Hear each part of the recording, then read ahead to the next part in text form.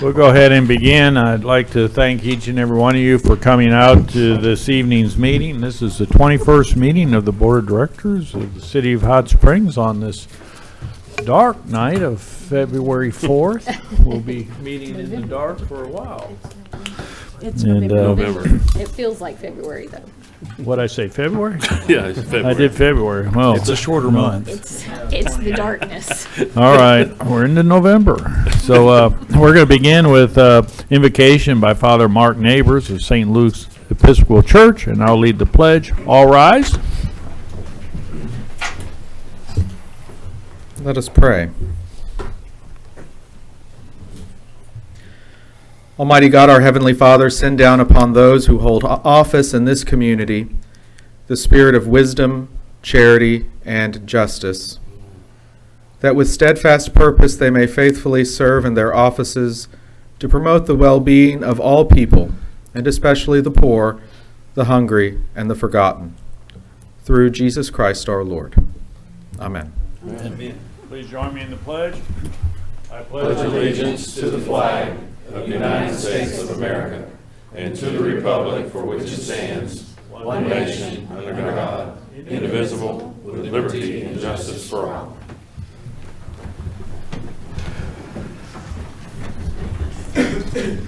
I'll now call this meeting to order. Please call the roll. Director Aaron Holliday. Here. Director Phyllis Beard. Present. Director Marcia Dobbs-Smith. Here. Director Dudley Webb. Here.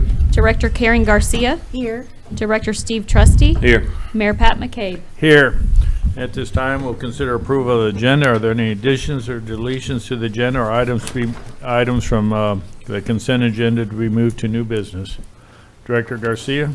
Thank you, Mayor. I move to move item number 2 to the first item of new business.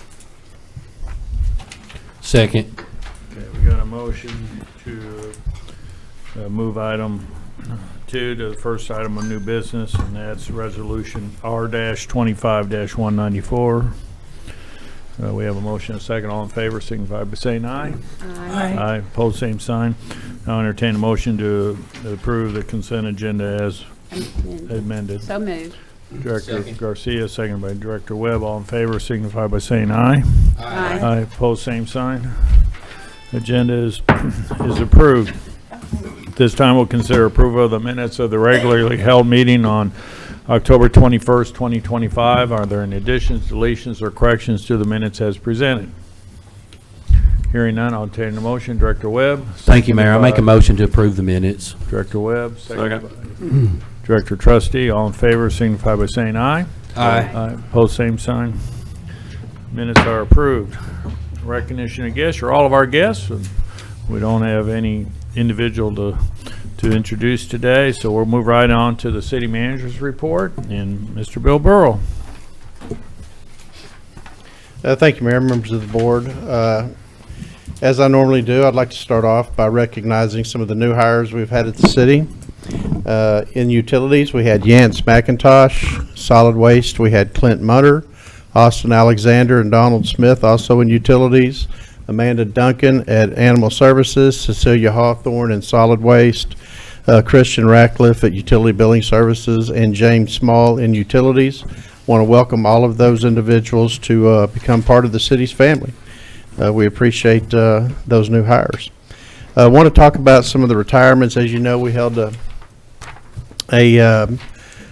recently we held a ceremony for several employees that received milestone years, and one of those was Travis Emmett in our water production distribution. Travis has been with the city for 40 years, and his last day was on Halloween, October 31st, 2025. Just really wish Travis much relaxation and best wishes on what he plans to do. He's still relatively young man. He came to work for the utilities department in his teens and has been here again for 40 years. So I know Travis will take some time off, but we'll probably see him surface in one of the other companies that are out there that are dealing with utilities. He's got a lot of knowledge and probably the most knowledgeable about our city's water system.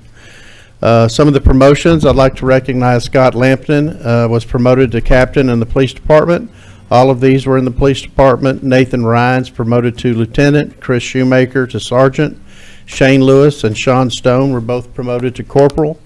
Over in utilities, Greg Asher was promoted to crew leader. Ben Wolliver in the fire department was promoted to driver. And then Seth Gallistel in information services was promoted to a Tech 3 position. So I want to congratulate all of those individuals on their recent promotions.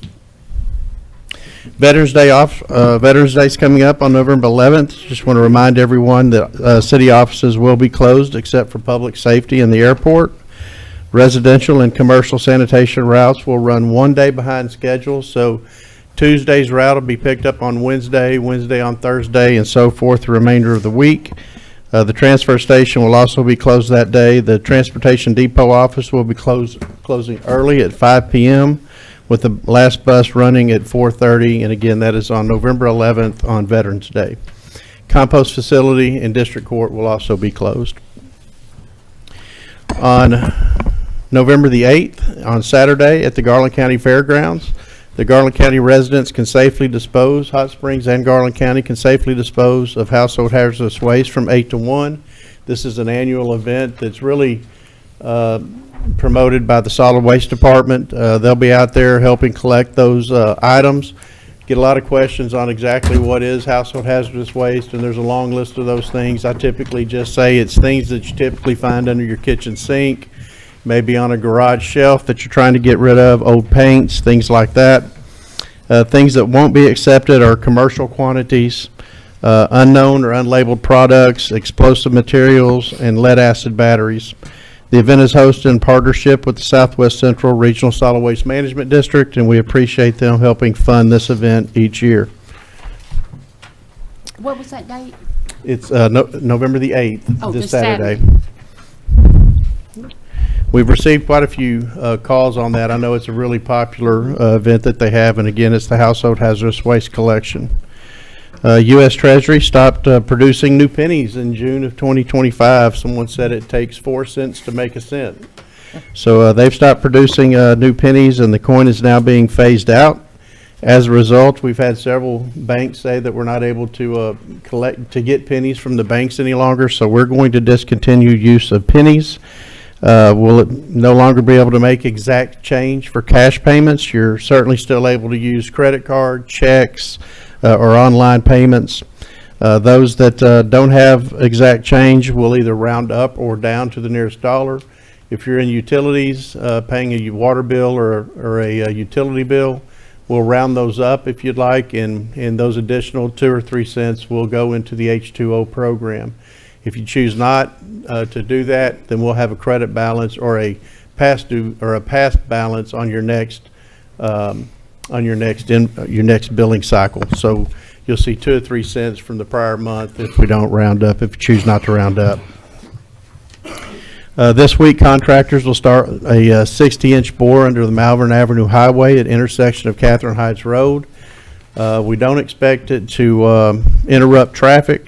However, they will be boring a 60-inch bore and placing a 42-inch carrier pipe that will connect and convey wastewater from the lower Gulf area to the new and old Gulf pump stations. So you'll see a lot of work in that area. If you remember, a 60-inch bore is what we used to go through Blakely Mountain on the water side of the house. So that's going to be an interesting project. Want to thank and congratulate the Hot Springs Police Department and all of those that helped with Boo for a Badge event this past Friday. 22 local organizations participated and approximately 2,600 pounds of candy were distributed. This is the first year the event was held at the Bridge Street entertainment area, and an estimated 4,000 community members participated in that event. So, Chief, we appreciate all the organization your department has done and the other 22 organizations that joined us. Mayor, that completes my report. I'll be glad to answer any questions. I do have one other thing. We finally got a FEMA payment for some large rain events of last April. We received about $206,000 that were spread out over about 5 different departments. We still have 2 that are out there for other damage that we had in storms, but this one's from last April. And so we were glad to receive that check, and we'll be spreading that back over to the departments. If they were enterprise funds, they'll have their particular portion credited to their fund balance. Thank you. Very good, thank you. This time, we'll hear from individual directors regarding announcements of upcoming events. Directors have an upcoming event. Director Webb? Thank you, Mayor. I have one event to share with everybody. That is Out of the Darkness Community Walk. That's coming up also this Saturday, November 8th at 10 o'clock in the morning. It will be held at Hot Springs Transportation Depot at 100 Broadway Terrace.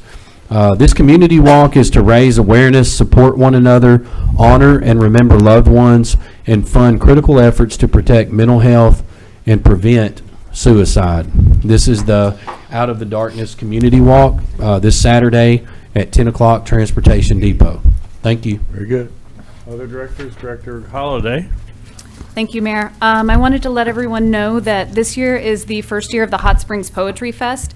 It did begin on November 1st. It goes through the 8th. It's all over downtown Hot Springs. Visit hspf.org for information. There's events every day, including a poetry crawl. Thank you. There's a zine that was created from a local artist. There's giveaways, prizes, and featured poets who have come from around the region. This event honors Arkansas's rich poetic history, specifically the history here in Hot Springs. Tomorrow night will be Wednesday night poetry at Collective Coffee. As many of you probably know, it is the longest running open mic poetry in North America.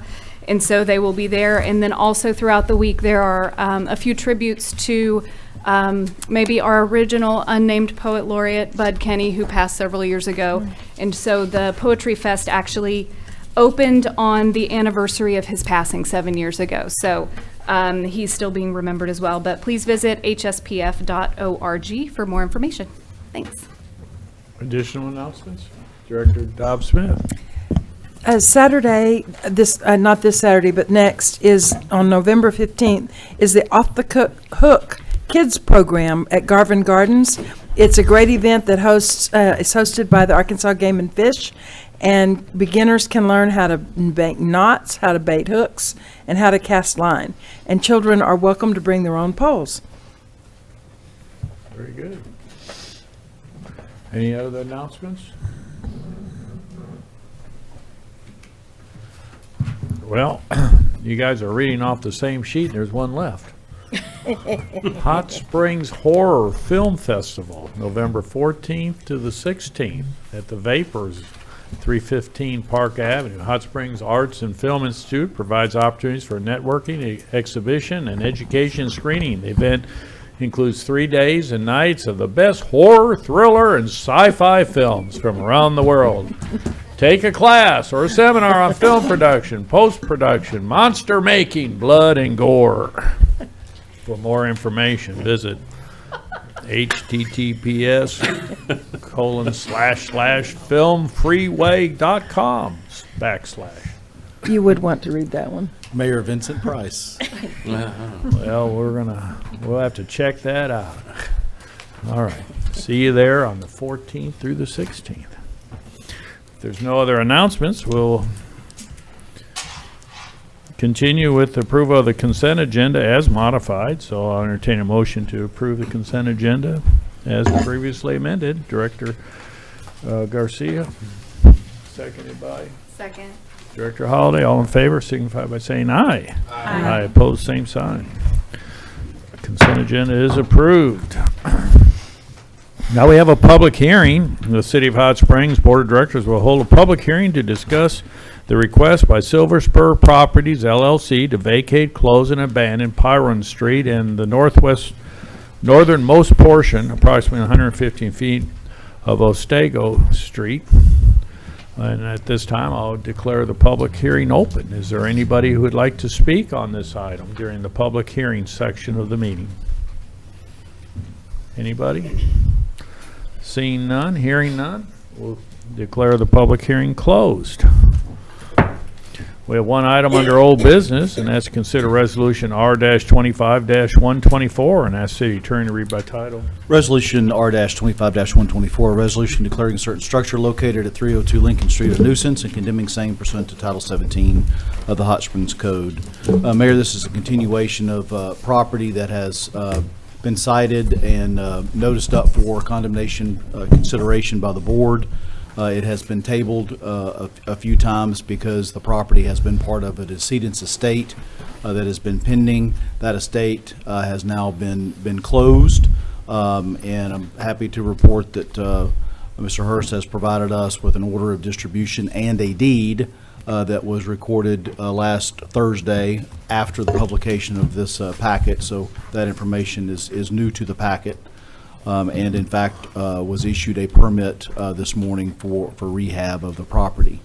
Obviously, if the board would still like to consider the proceedings on condemnation, that's within your purview to do so. It's been previously presented, but James Hardage is here this evening and can answer any questions or refresh your recollection of the circumstances concerning this particular condemnation action.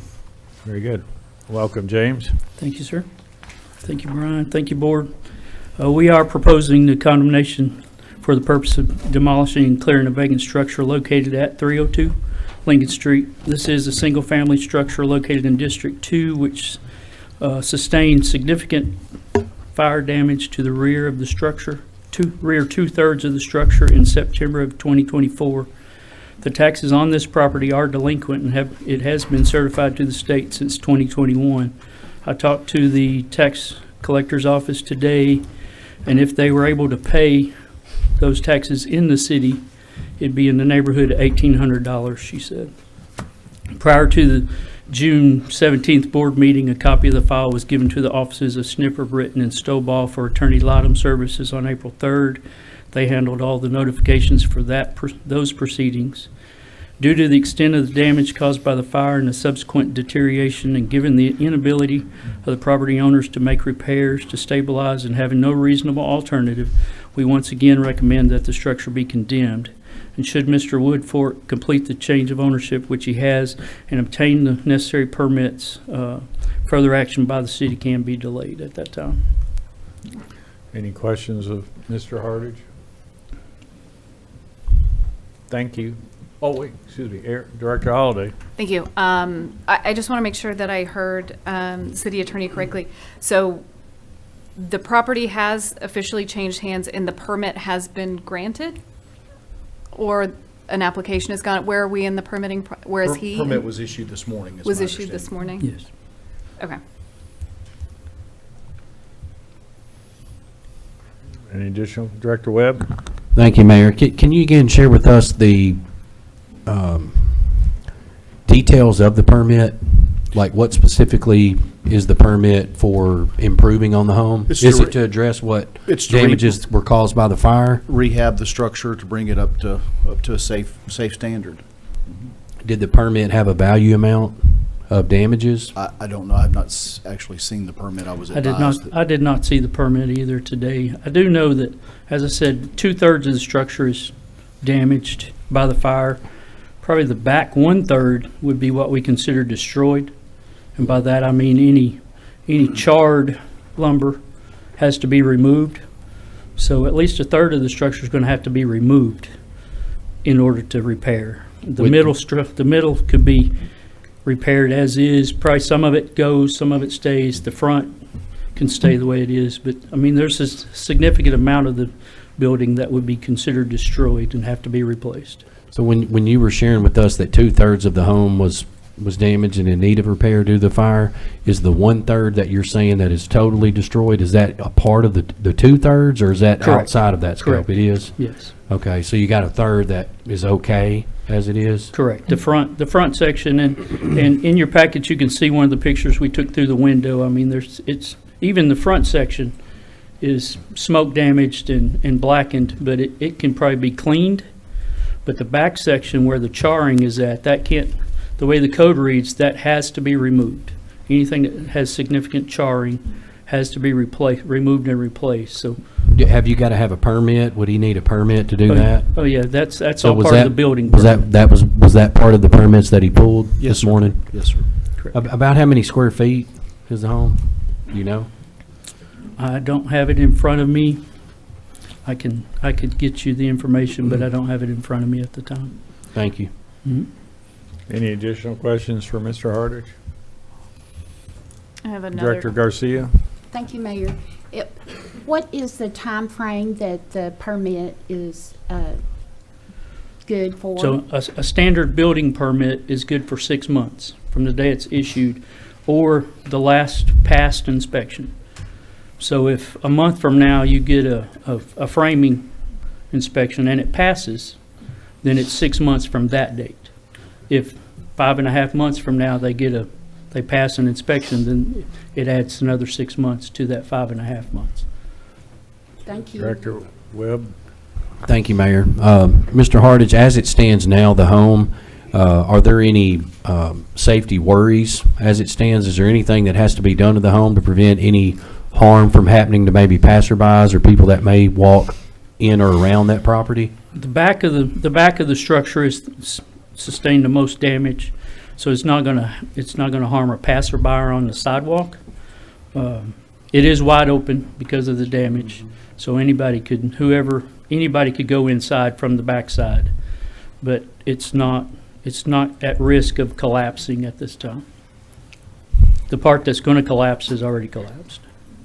Okay. And that's the one, would that be the 1/3? The back, That the has back to be third, hauled yes. out? Yes.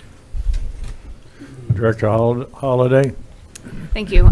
Usually, this is, in my time here, the first time this has happened, so I want to make sure I understand fully how this is going to work. Typically, if we condemn a structure, there's 30 days, and that is the time that an owner can pull a permit, and that hits pause. So since a permit has been pulled, is there still a 30-day time period for action on that permit, or is it just if we vote to condemn, is it on hold for the entirety of the 6-month permit period? So in the circumstances that you've described in the past, when the board has condemned property and there is a permit pulled, you're correct.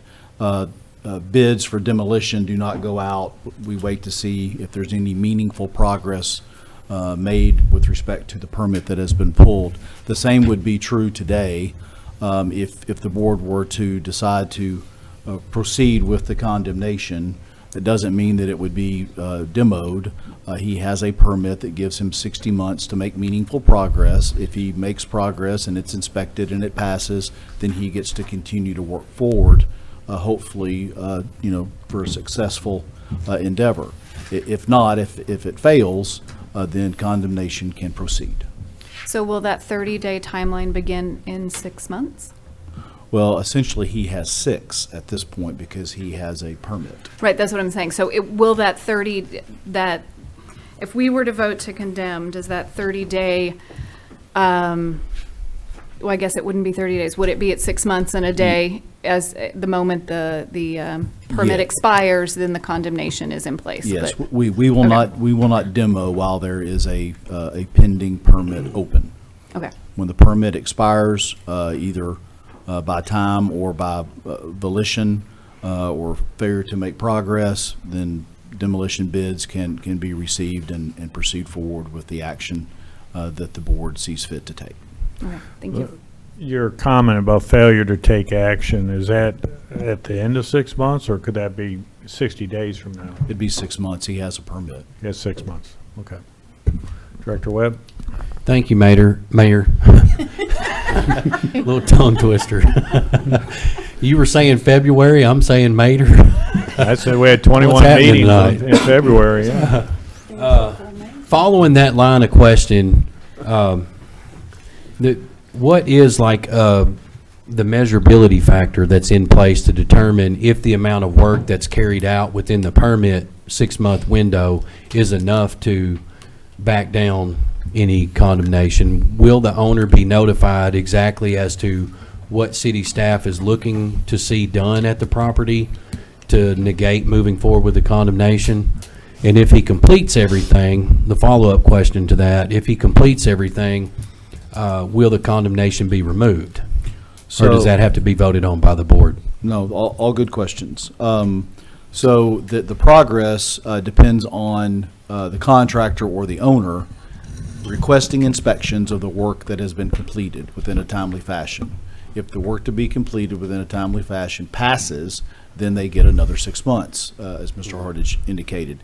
If they do not do the work or do not call for inspections at the end of 6 months, the demolition can go forward. The condemnation will have taken place, but the demolition waits until the permit expires. Is the condemnation at some point ever lifted because all work is complete, so that there is never any threat of demolition hovering? Your action that you take tonight would not be rescinded by that, but I mean, once a structure receives a CO, certainly no condemnation is in place. So that's would that be then pulled? Yes. Okay. Thank you. Director Beard? Thank you, Mayor. I just want to remind the board that Mr. Woodfork attempted to take care of his parents' house, and he was not able to get a permit because the permit was not in his name.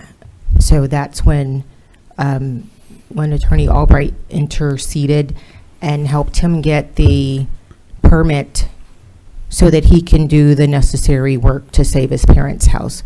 So that's the start to where it is now, that as of this morning, or I don't know when it got in his name, but now this is like the first day of him being able to do something.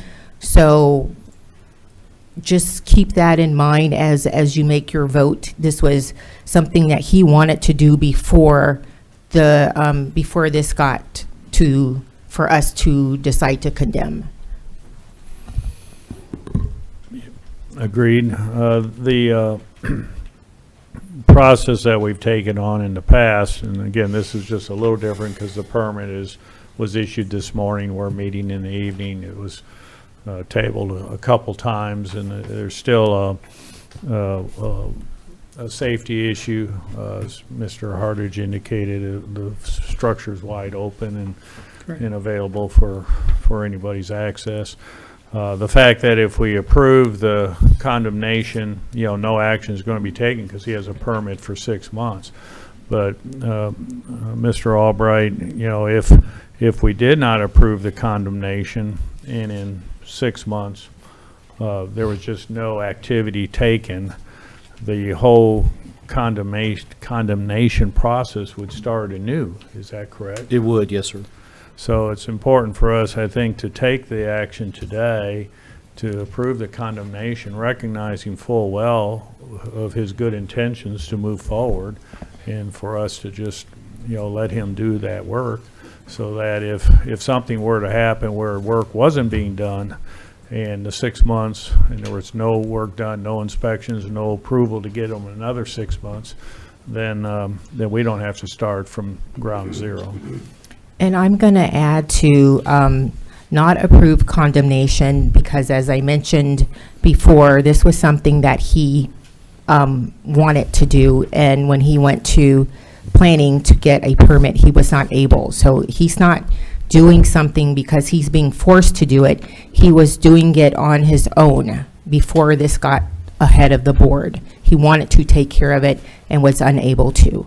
He and lots of times in District 2, as you'll see with another house, that people are finding out the procedures to protect the homes that they grew up in. Lots of times people don't know, and they don't know who to ask. So I'm asking the board that a condemnation at this point is unnecessary because this is something that he wanted to do, and when he went downstairs, he was told he couldn't do it. Any other comments? Director Garcia? Oh, clarification. I understood that with the permit that you would be doing inspections. And if no progress had been made in the inspection, what is the next step? Well, When you do the first inspection in 30 days or whatever time frame you would normally do that? typically on a building inspection, on a building permit, there's a permit status check where the building inspector or the building official will go by and check and see if there's progress made. But we don't perform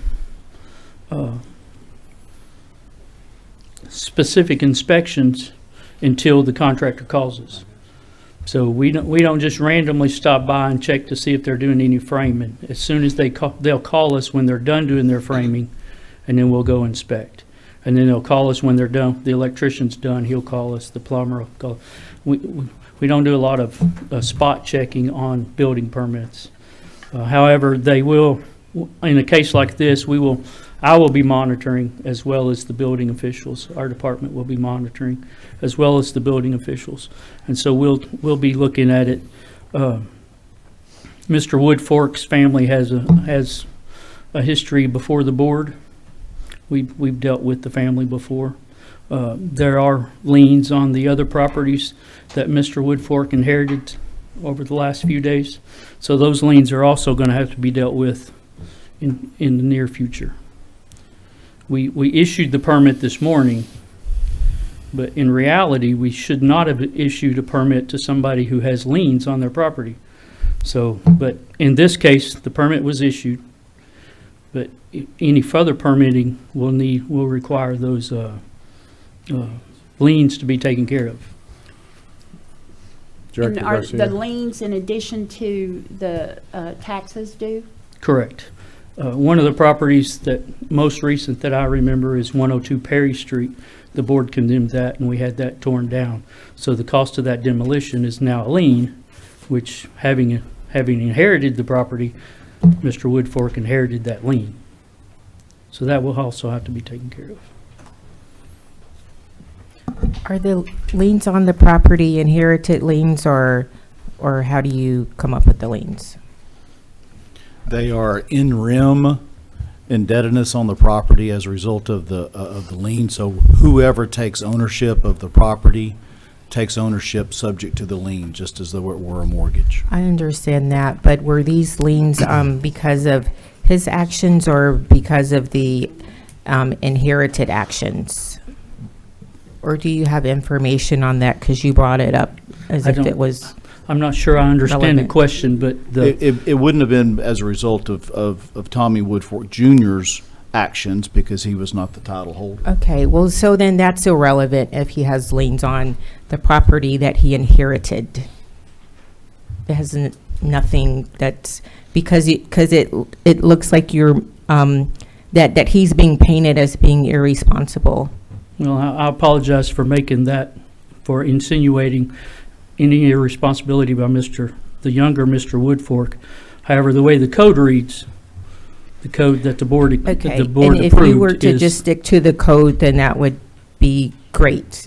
Right. that would And so be if we great. stick to the code, then the Okay. permit, they'll need to pay off the liens Okay. before permits can be That's issued. fair. Any additional, Director Holliday? Thank you. Occasionally, we have condemnations come before us where the owner has signed off either asking for the city to intervene because they don't have the ability to take care of a property. If we vote to condemn this property and Mr. Woodfork finds that this particular home is not something he cares to pursue and it does need to be removed, would that make things ultimately easier? Because it would already be on the table for him just to go, I've gone in with the contractor, I can't do it. Was it something that would be more timely? Just trying to think of all of the options, because ultimately at this point, I don't think by approving the condemnation, it is necessarily a penalty because of the condition of it. From a loan standpoint or a financing standpoint, the condition is what the condition is. I don't think a condemnation is going to change. Do you need an answer to your question, or did you? I answer do. it I'm yourself? thinking, it's like, Okay. thinking out loud So here. That's fine. So if the board were to proceed with the condemnation action this evening, and if Mr. Woodfork decided at some point that it was too much, and if Mr. Woodfork were to consent to a demolition, that would speed up the process somewhat. It would still result in a lien going against the property. Oh, absolutely. I was just thinking from a procedural standpoint, because again, speaking about starting from scratch, I would imagine there would be, we've already done some of the legwork that would have had to have been done if he asked for it, so And he did come here, oh, am I next, or? I'm done. Director Garcia? You mentioned that the front part of the house can be, it sounded like it could be saved. Yes, ma'am. So instead of complete condemnation, can the part that totally burned, charred, can it be removed and save the, board up and save the other part? So if I understand the question right, would I seek a bid on partial demolition rather than complete demolition? And that, I mean, that's entirely possible. That's, I mean, that, and I don't know if that falls under the board's purview or under mine, but it's entirely possible. Director Beard? Thank you, Mayor. Of the 48, of the upwards of 40 houses, I've lost count, that the city has raised and removed in District 2, we had 2 people to show up and defend their house. 2 out of 40. He's one of the 2. So I want you to think about that before you vote tonight and before you try to find intentions and try to figure out what he's doing. He actually came here and showed up and explained to the board that he was interested in keeping his parents home. We don't know what he's going to do, but he showed up. The other 39 people, or excuse me, 38 people, didn't even show up to tell or explain what their intentions were. He pulled a permit. So I think we want to consider that so that we do not look like we have a bulldozer for District 2. Director Garcia? I'm interested in, I mean, we have saved, there's been more condemnations not, to protect it than the past several months. And I would like to understand if that's possible to do a partial and not tear down the entire property.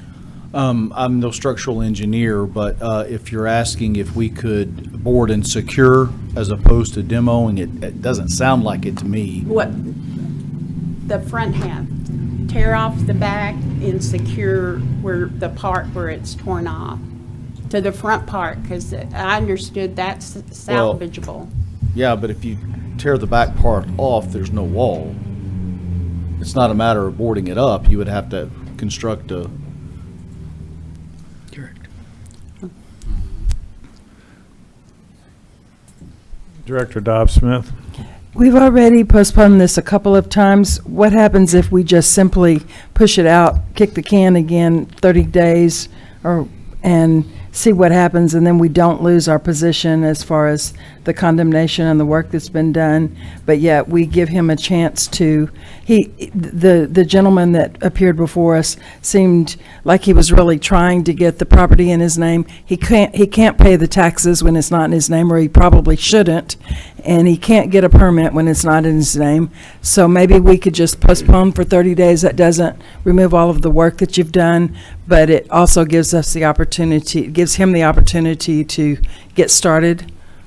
As much as I hate to acknowledge it on the record, tabling is always an option open to the board. Well, I'd like to make a move that we table. Motion to table? Second, How long? How long? she said to 30 days, is that Yeah, what do you- adequate? I'm saying the first December meeting in 2nd? December? You have a December 2nd meeting, that's not quite 30 days. Well, at least we can see if he's making some progress. December 2nd. with a progress report to come with when it comes back. No, on working on the permit. Can I add just one comment to that? I know that you have a motion on the floor. Mr. Hurst has done everything that the probate court required him to do. He has closed the estate. He's made the distribution via the deed. I would ask that we not require him to keep coming back and billing Mr. Woodfork for his services. If Mr. Woodfork decides that he needs to have Mr. Hurst at the next meeting, that would be his decision, not one mandated by the board. Definitely. It sounds like we're about ready to take action. We got a motion And a with second. the first meeting in December. We got a second to table. Please call the roll. Director Holliday. Aye. Beard. No. Dobbs Smith. Aye. Webb. Aye. Garcia. Aye. Trustee. No. Mayor McCabe. Aye. Motion to table is approved. We had taken one item from the consent agenda and moved it to the first item of new business. So we'll begin with consider resolution R-25-194 and ask city attorney to read by title. Resolution R-25-194, resolution awarding a term contract for plumbing contractor services to Trotz Plumbing and More, Inc. as primary vendor and KP Plumbing Services, LLC as secondary vendor. That concludes your reading, Mayor. If you would entertain a motion second to adopt. Motion to adopt. So moved. I got Director Webb, seconded by Director Dobbs Smith. Very good. Monty Ledbetter will give us a staff report. Yes, sir. Thank you, Mayor.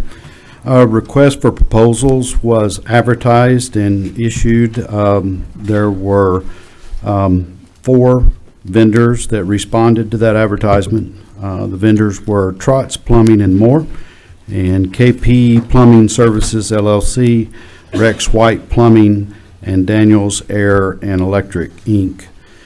Based on the rate and rank of the staff, of all the respondents, Trotz Plumbing and More was rated the highest, with the second to KP Plumbing Services, LLC. The term contract for this would be a 1-year term contract with the option of renewing 4 times on 12 months extensions upon mutual consent agreement. So therefore, the staff recommends that the term contract be awarded to Trotz Plumbing and More, and as the primary, and KP Plumbing Services, LLC as a secondary, should the primary not respond to the calls as needed. So that is our recommendation. Questions, Director Garcia? Yes, thank you. I'm sorry, I did have questions on it because when I looked at their proposal, I saw Trotz and KPs, but I didn't find copies of the other 2 proposals. But Trotz was highest rated for cost, but on their proposal, they didn't fill it out completely as KP's did. They had every line filled out, so their total was a lot more than Trotz that only filled out the service call. Right, and that's a good question, and thank you for bringing that up. When we do request for proposals, they don't have to put any prices in. They basically can leave all that blank, and then we still evaluate them, and then we bring them in and we negotiate with them. So if we can't reach an agreement with Trotz, and it appears that he's going to charge $150, and that's all he's going to charge for. So we can ask him that question, and if we're satisfied, we can move on forward with that. If we're not, then we can go back down to the second one, which is KP. Was the proposals for the other 2 included in here? Because I couldn't find it, or I may have missed it. I saw their rating. Their rating ranks are in but here. I didn't see what they submitted. Yeah, I don't see what they submitted. It only gave you the top 2. The other 2 were not provided in the packet. However, the rate and ranks were provided in the packet. So in giving them the highest rating for cost, how do you do the comparisons when they didn't fill out the other plumbing positions or master plumber, they didn't fill out their rates as the other ones.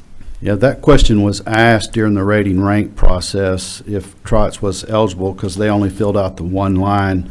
And the answer was given from finance that yes, they are eligible. All four were eligible because it is a request for proposals. And has Trotz done work for you before? They have worked for the city before, not the utility department, but they have worked for the city before. For plumbing or excavating? Plumbing. Okay. And KP has too? No, I don't think KP has ever worked for the city before. Because both of them are not even in Garland County. I was hoping we'd have Hot Yeah. Springs or at least Garland County vendors. Well, out of the four, I think Trotz was probably his way of address it looked like they were one of the ones that's closest. The other ones, I think listed, KP was out of Maumelle, maybe? Mableville. Mableville, And Trotz yeah, was Mableville. Bonnerdale. Yeah. So, Yeah, Daniels was Hot Springs. yes. And Daniels, when they filled out their form, everybody kind of noticed the price was pretty high on that. So that 30% of the evaluation was related to cost. Yes, that's what I noticed. That's why I didn't I couldn't do the comparison for that. But thank you. Any additional questions of Monty? Thank you. All right. Thank you. This was an item that was originally on the consent agenda. Is there anybody in the audience that wanted to speak on this matter? Seeing none, any discussion amongst directors? Please call the roll. Director Beard, No. Dobbs Smith, Aye. Webb, No. Garcia, No. Trustee, Aye. Holliday. Aye. Mayor McCabe. Aye. Resolution's adopted. This time we'll consider Resolution R-25-203. Ask City Attorney to read by title. Resolution R-25-203, a resolution declaring a certain structure located at 211 Jackson Street a nuisance and condemning same pursuant to Title 17 of the Hot Springs Code. That concludes your reading, Mayor. If you would, entertain a motion and a second to adopt. Motion to adopt. Thank you, and a staff report will be provided by James Hardage, Neighborhood Thank- Services Manager. Thank you again. The City of Hot Springs proposes condemnation for the purpose of demolishing and clearing the structure located at 211 Jackson Street. This single-family residence is located in District 2 and is owned by Miss O.C. Harper of Mesquite, Texas. Taxes on this property are current at this time. On April 2nd of this year, the Neighborhood Services Division received a call from the Hot Springs Police Department requesting that we inspect the structure as they had been called to the property on a complaint of people living in the structure. We inspected the property and structure on April 3rd and issued a housing notice to comply to the owner. Violations to the Hot Springs Property Maintenance Code included deteriorating foundation walls, deteriorating materials on the porches, damaged and missing roofing, damaged and missing windows and front doors. After numerous conversations with Ms. Harper, our office received a signed and notarized agreement for the demolition of structures, requesting that the city raise and remove the structure. After requesting a title search, a consideration and notice of condemnation was sent to Ms. Harper at her home in Mesquite, Texas on September 2nd, and we received the green card confirming that she had received the notice in our office on September 12th. Due to the extent of the deterioration, the risk to the public health and safety, and the owner's own request to have the structure removed, we are recommending that the structure be condemned and removed. Thank you. Any questions of Mr. Hardage? Director Webb? Thank you, Mayor. Mr. Hardage, very similar question on this one as to the previous property that was here. About how many square feet is this home, and out of that square feet, how many of the square feet are considered livable, if you will, and not beyond the scope of repair? The structure, I'm looking at the assessor's page, it shows it's about 914 square feet. Dwelling is 914 square feet with a porch of 234 square feet, so 1,100 square feet total. I have not been inside the structure. I believe there are photos from where my inspector went inside the structure. The call came in because the occupants were living there with no utilities. So we inspected because there was no utilities and found that the house is in significantly poor shape. We asked the owner to repair the structure. She reached out to us and requested condemnation paperwork. So we emailed that to her. She signed it, sent it back to us notarized. The condemnation, the removal of the structure is the owner's idea. The occupants inside of the dwelling, were they the owners? It wasn't the owner? No, at all they were that was not the in? owners. But it was the owner who reached out to city staff to request condemnation? Correct. Ms. Harper emailed. Ms. Harper spoke back and forth with my inspector, Thomas Gray, multiple times, shared her email, and we sent down a notice, the demolition consent form, and she had that signed and returned to us. Thank you. Any further questions of Mr. Hartage? Yeah, just Go ahead. Thank you, Mayor. Are any current permits out No, to work on home? no, sir. And that's all I got. Thank you. Thank you. Thank you. We have two individuals that have signed up to speak on this. Mr. Coleman, is it Coleman? Cummins? Hello, Hi, Otis Cummins, Otis. and the condemned in the 211 Jackson. That's my sister, and I'm an heir to the property. So we're gonna try to fix it up. We need more time. What Mr. Cummins is saying, he was heir to this property. What Mr. Cummins is saying, he was heir to this property. He had a stroke. He turned this property over to his sister in her name. He switched the deeds to her name. If y'all go and look this up, y'all see this. He switched the deeds to her name because he had a stroke.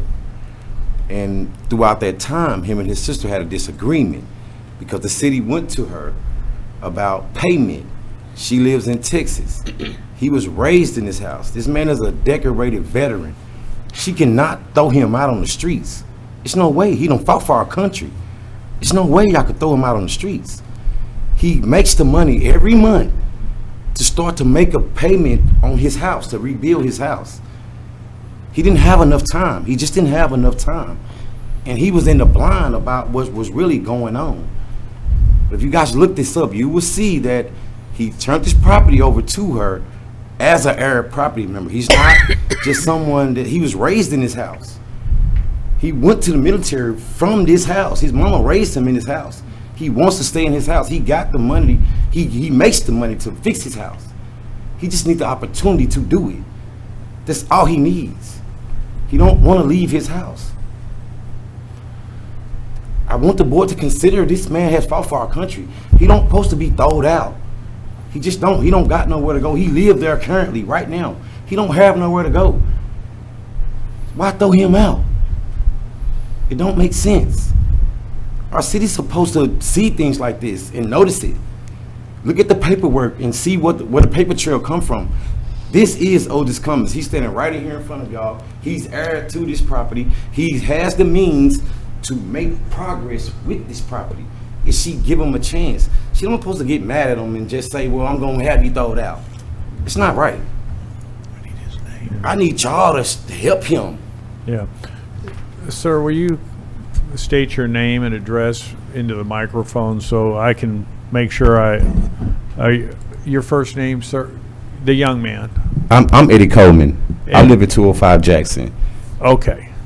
Thank you. I moved here 7 years ago. No, it's fine. I just wanted to make sure my list, I'm recognizing the right people. And Yes, sir. And for the recording, that we know that you are on the list.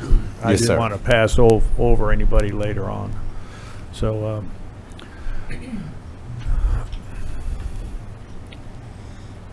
James, do you have maybe it's Brian, but kind of in your search of titles, does it show kind of a lineage of who's?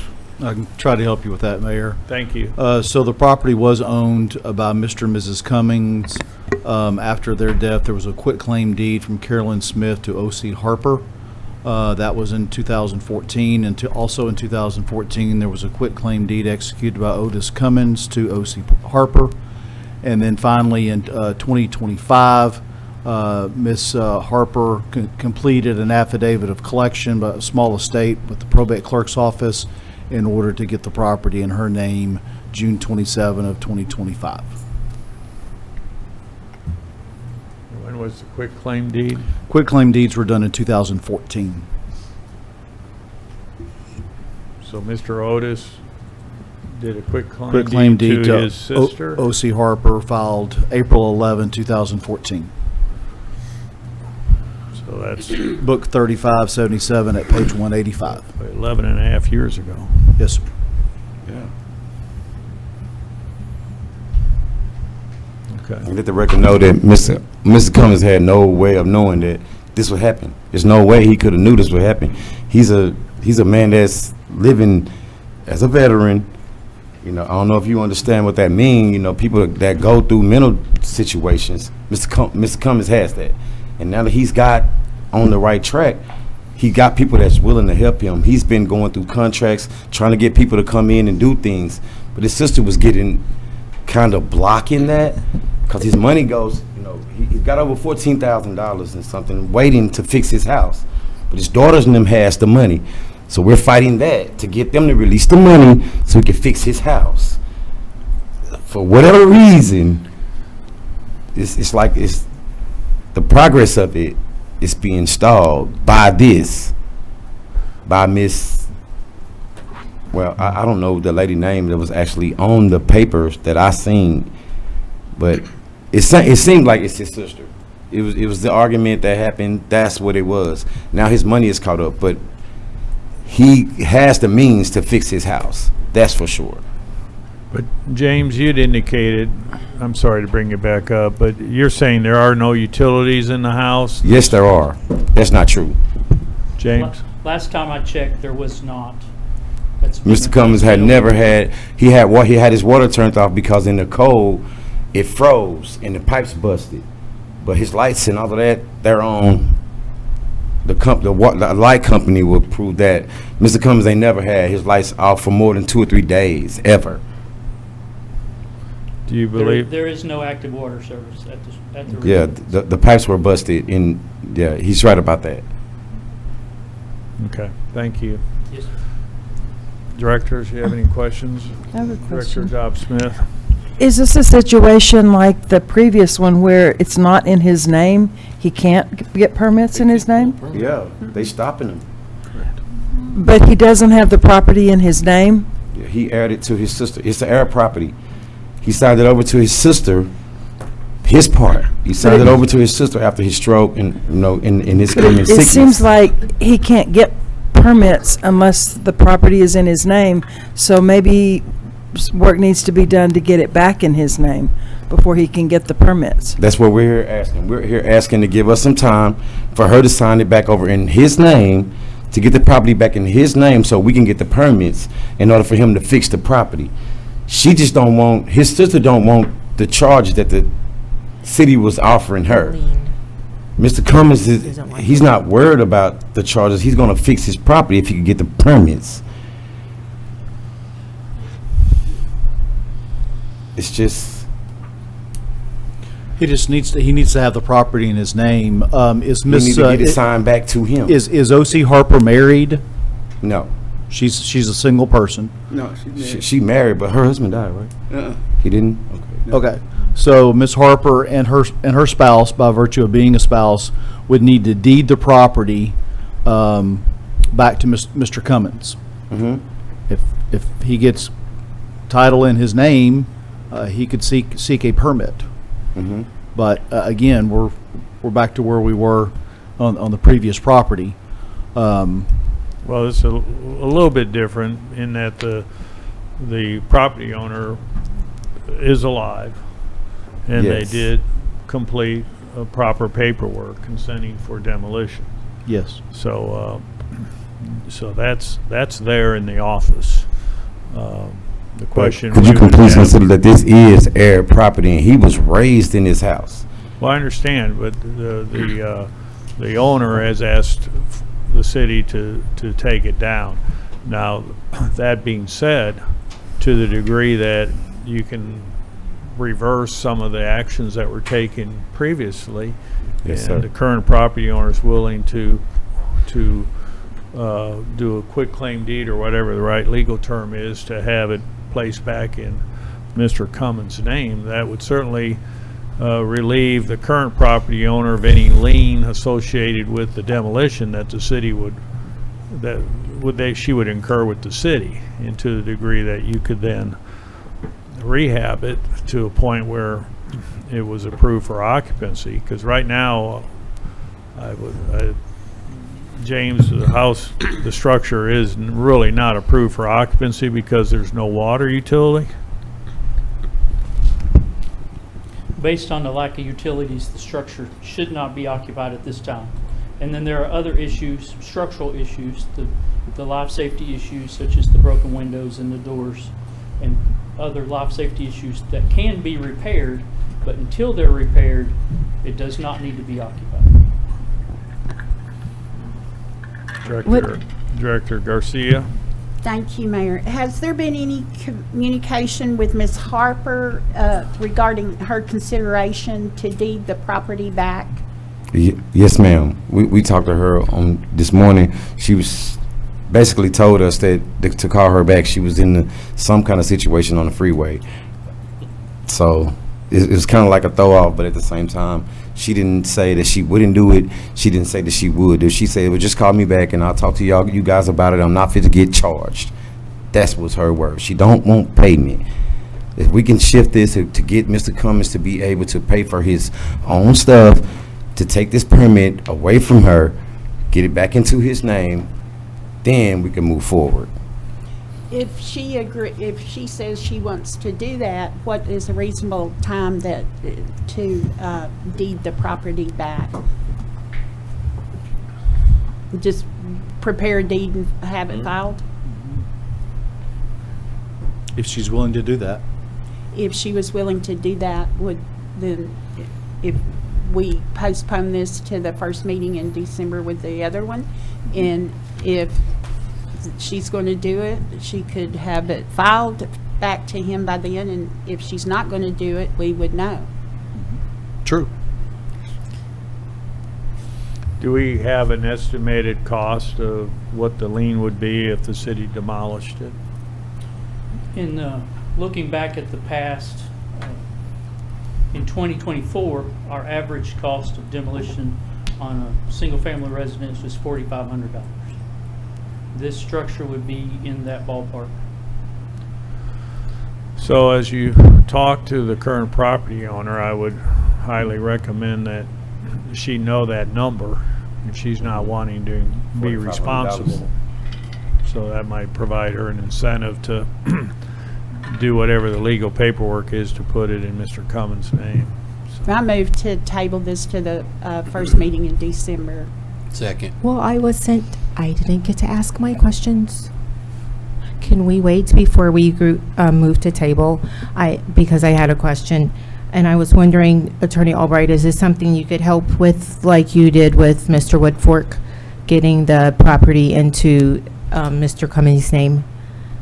If the board directs me to prepare a quitclaim deed form for them, I would be happy to do so. Well, I would Yes, like sir. to make a motion for you to prepare a quitclaim deed for them. Second. And just And I hope they do that. Just out of curiosity, does that mean if it's tabled, you want me to do that?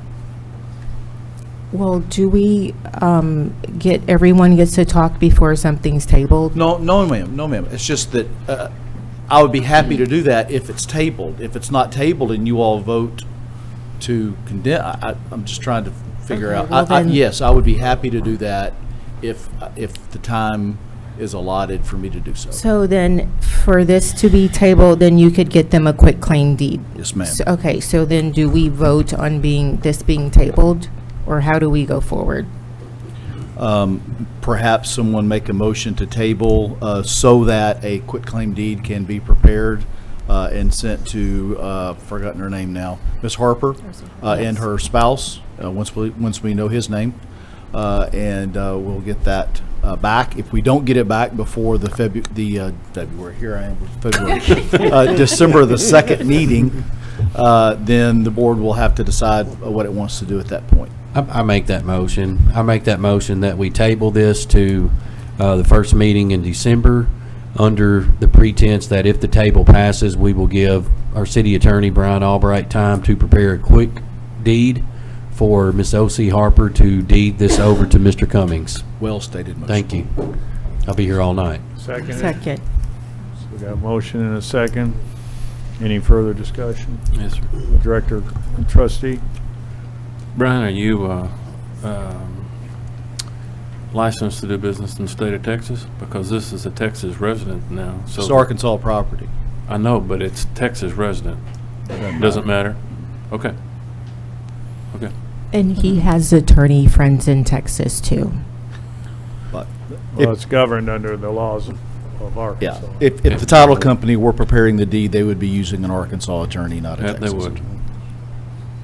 But All right, they're any not. further, So I didn't any know. further questions on the motion? No, sir. Please call the roll. Director Dobbs Smith. Aye. Webb. Aye. Garcia. Aye. Trustee. All right. Holliday. Aye. Beard. Aye. Mayor McKay. Aye. Table is approved. First meeting in December. I do want to make a comment. You know, our city attorney is the attorney represents the board and city matters, and we have to be really, really careful of extending his services to private citizens. And we're going down a very, very slippery slope here. And if there was any problem with his quitclaim deed, while we have all the confidence in the world, next thing you know, who prepared this? Let's go to the front of the judge, talk about it. And next thing you know, our city attorney is in a courtroom. So let's be real cautious here, going forward. I appreciate that, Mayor. True. Gentlemen, before you leave, if you wouldn't mind getting with Mr. Hardage, he has another issue to deal with, but wait on him to finish this next issue and so that he can get accurate contact information from you all so I can contact you. Okay. All right. Thank you.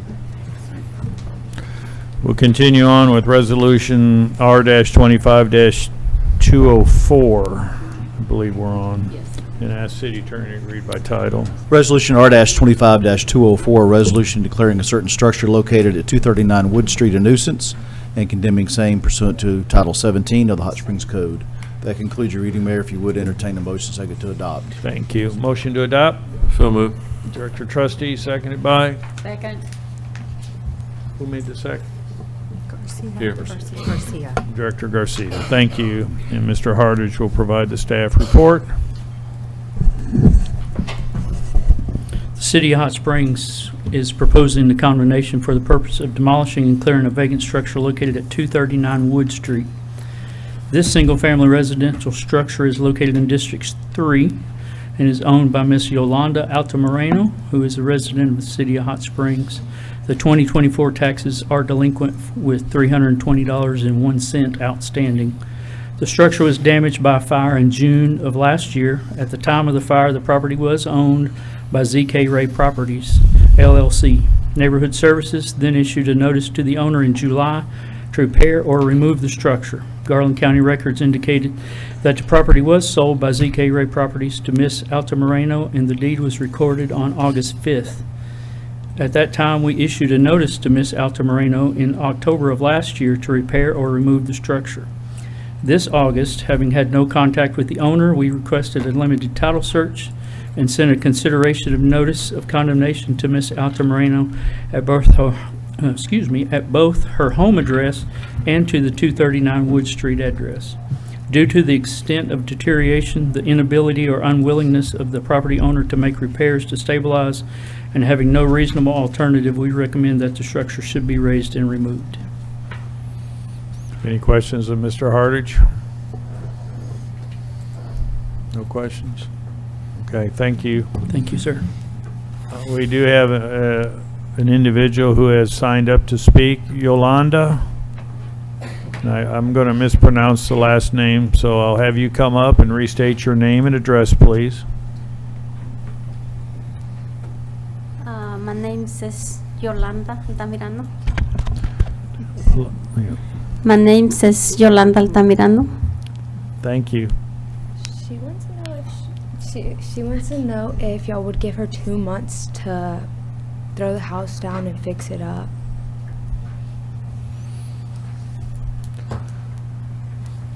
I'm sorry, James, what was the timeline again? You gave a historical timeline on this property. We sent our first notice to Ms. Altamirano last October, so it's been a year. October 24. Correct.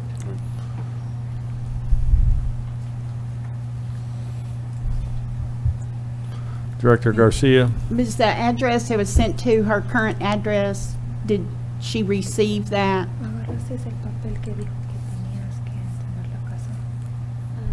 Dile que pues sí me han llegado muchos papeles, pero yo como no sé inglés, no se daba a leer. She has papers, but she doesn't know how to read in English, so she doesn't know what they say and nothing like that.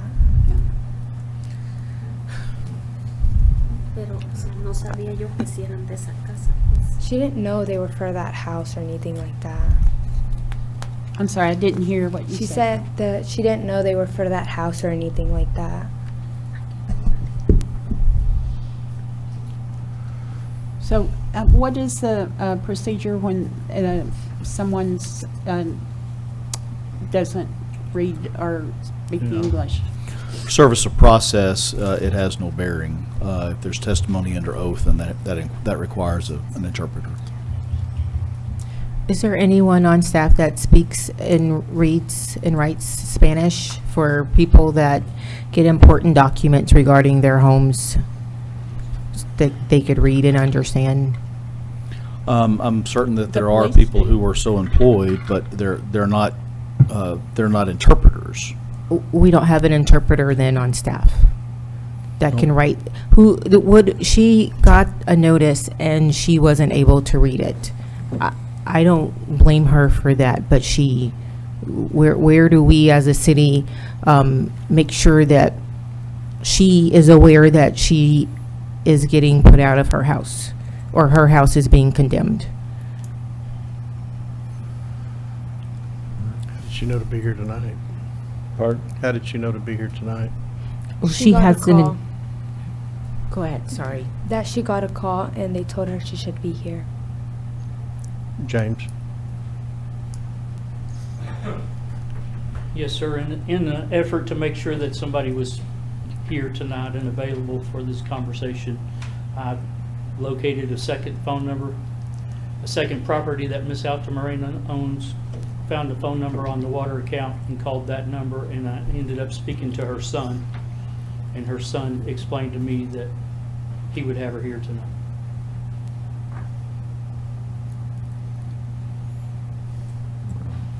And this was done yesterday. Any additional comments or questions from board members? Director Webb? Thank you, Mayor. Are you currently living in this home, or do you just own it? Are there any tenants at all? Any water hookups or no? At the moment, she's not living there. It's damaged beyond the point of having.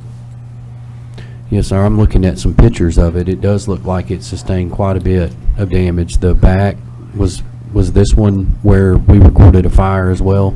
Correct.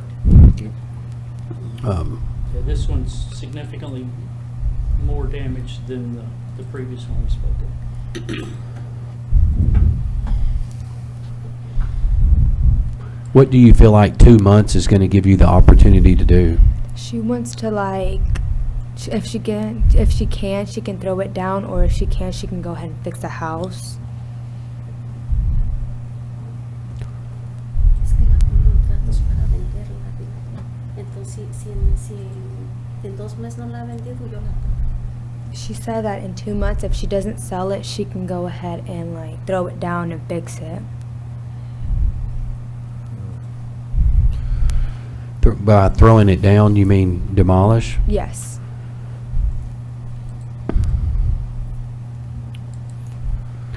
Because and I'm doing a think aloud here too, but you know, if we were, say in this case, to vote for condemnation or demolition and permits were pulled, again, within the next week to 2 weeks and all delinquencies, and I don't think there's any liens here, right? Are there any liens? Not at this time, I don't believe so. Okay, so just outstanding $321. So that's, Looking at having to cut the grass, but then somebody cut it for us. okay, so cutting the grass and $321 paid, and then permits pulled, and that kind of halts any movement by the city to demolish, right? If the permits are provided, that expands her window up to 6 months, does it not? So what Director Webb is saying, even if we were to approve condemnation, you're allowed 30 days to move forward and satisfy the taxes due, get a plan together, come down to City Hall, get the proper permits to restore the structure, and that permit's good for 6 months. Okay. And I'm giving you this thought because of what you were sharing with us too. You're saying that after 60 days per se goes by, if nothing happens, you're just going to tear it down. So one of the things that you would need to do to have something happen is to get a permit within that 60 days, which you would probably That'd be 30 days. Yeah, which you would probably want to do within 30 days anyway, because you've got a plan in place. So if we were even to vote to pass this condemnation tonight, if your plan is still to have something or nothing done within 60 days, you will have, you should have pulled permits within 30 days. Would that be fair Yes, to sir. say? Yes, sir. And then if you do that, then the city holds off on any type of demolition through this condemnation to see how far you go with that permit that you just pulled.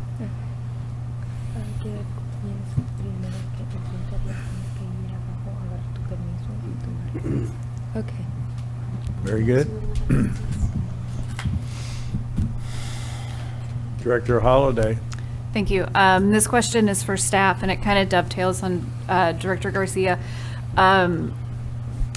Pulling a permit is not that difficult to process. However, do we have permit applications in other languages, or do we have someone in the planning department to assist in this case? So, because I would imagine the young woman that's helping will most likely be in school when we have our offices open. Typically, when they come in, they bring an interpreter with them, but we do, I think we have in Spanish, or we have, there are employees within the city that we can call if we need assistance. Okay, because I think we'd all like to make sure if she does want to pull a permit that there aren't delays in that, Right. since it's a short timeline. So did that make sense, that there could be people to help Yes, ma'am. her understand the permit process? Yes, ma'am. Okay, The permit doesn't have to be filled out in the room. She can take it with her, and somebody can help her fill it out at home. okay. Good to know. Any more questions of the property owner? City staff? Thank you. Thank you. Any discussion amongst directors? Thank you so much. Good evening. You're welcome. Please call the roll. Director Webb? Aye. Garcia? No. Trustee? Sorry, we're voting to. Pardon? We're voting to condemn. This is for the condemnation vote. Yes. We didn't make a motion to Correct. move it out 60 days. No, it's, Okay. and they all agree, Just wanna be sure. they'll move in 30 days. So we Just got- want to be sure. Aye. Holliday? Aye. Beard? No. Dobbs Smith? Aye. Mayor McCabe? Aye. Resolution is adopted. Moving on to consider Resolution R-25-205. I'll ask City Attorney to read by title. Resolution R-25-205, a resolution adopting a budget for the city of Hot Springs, Arkansas for the year 2026 and for other purposes. That concludes your reading, Mayor. If you would, entertain a motion second to adopt. Motion to adopt. So moved. I'm sorry, over here, who was Director Dobb Smith made the motion, Director Garcia seconded the motion, and Ms. Karen Scott, Finance Director, will provide some comments on the budget. Good evening. Arkansas Code Annotated 1447-126 states that the city manager shall prepare the municipal budget annually and submit it to the board for its approval or disapproval and be responsible for its administration after adoption. The city manager has submitted a proposed budget to the Hot Springs Board of Directors for its consideration. Arkansas Code Annotated 1447-125 provides further that the governing body of the city shall each year adopt a budget for the operation of the city. It is the opinion of city staff that the schedule and exhibits of financial information, which are attached to the board proposed resolution, indicate predicted revenues and expenditures which may be anticipated by the city of Hot Springs during the upcoming calendar year, and that they are as accurate as possible for budgetary purposes. The proposed resolution adopts the 2026 budget at the major expense category level, or the adopted level, by fund in accordance with our financial policies. The budget document further states the staffing levels for all full-time and part-time positions in the authorized table of personnel also attached. The attached documents reflect all expense and revenue amounts, and staff recommends that you adopt the 2026 budget. Any questions of Ms. Scott? And I believe that Mr. Bro has the budget message prepared for you all. Correct. Director Webb, do you want a specific question for Finance Director? Go ahead. Yes, Mayor. Thank you, Mayor. Ms. Karen, this really isn't a question. I just want to give you my thanks. I did request at the budget work session if you have any available data points or data records to show how the city of Hot Springs is recouping money or interest, if you will, and putting it back towards bond recovery. And those documents were shared with me, and I appreciate you sharing. You're welcome. Thank you. Very good. And our city manager will provide the 2026 budget message. Thank you, Mayor, members of the board, residents of the city of Hot Springs. It is my pleasure to present the 2026 budget for the city of Hot Springs. The budget is balanced and has been prepared in accordance with Arkansas budget law and applicable local ordinances. The 2026 total budget is $178.5 million. This budget is specifically designed to align with the Board of Directors' visions and priorities for the city of Hot Springs. This message provides an executive summary of the budget and is divided into 3 sections. The first section is a discussion of budget objectives and an overview of significant changes from the prior year. The second section provides an overview of the city's major funds and includes summaries of revenues, expenses, and major programs. Finally, the closing section includes a discussion of budget development and fiscal strategies. The primary objective of this budget is to advance the board's current vision and priorities for the city of Hot Springs, which were set at the board retreat held on August 13th, 2025, and provide basic and essential services through sustained departmental operations. The board's priorities for 2026 are: 1, manage and complete the Gulf of Basin wastewater project consistent with the bond requirements and the consent administrative order of 2027 and 2030. 2 is to continue the update to align with the 2040 comprehensive plan to include street classification updates and sign standards update. 3 is implement components of the Hot Springs Housing Strategy Plan for affordable housing. 4 is to continue the development of the Community Resource Center and its programs. 5, begin remediation and abatement work of the demolition of the Arkansas School for Math, Science, and the Arts. 6 is gain board approval of the Sports Recreation Master Plan and develop a funding and implementation plan. And finally, 7 is to procure an engineer, develop plans and bid documents for renovation of the Hot Springs Memorial Field Airport Terminal.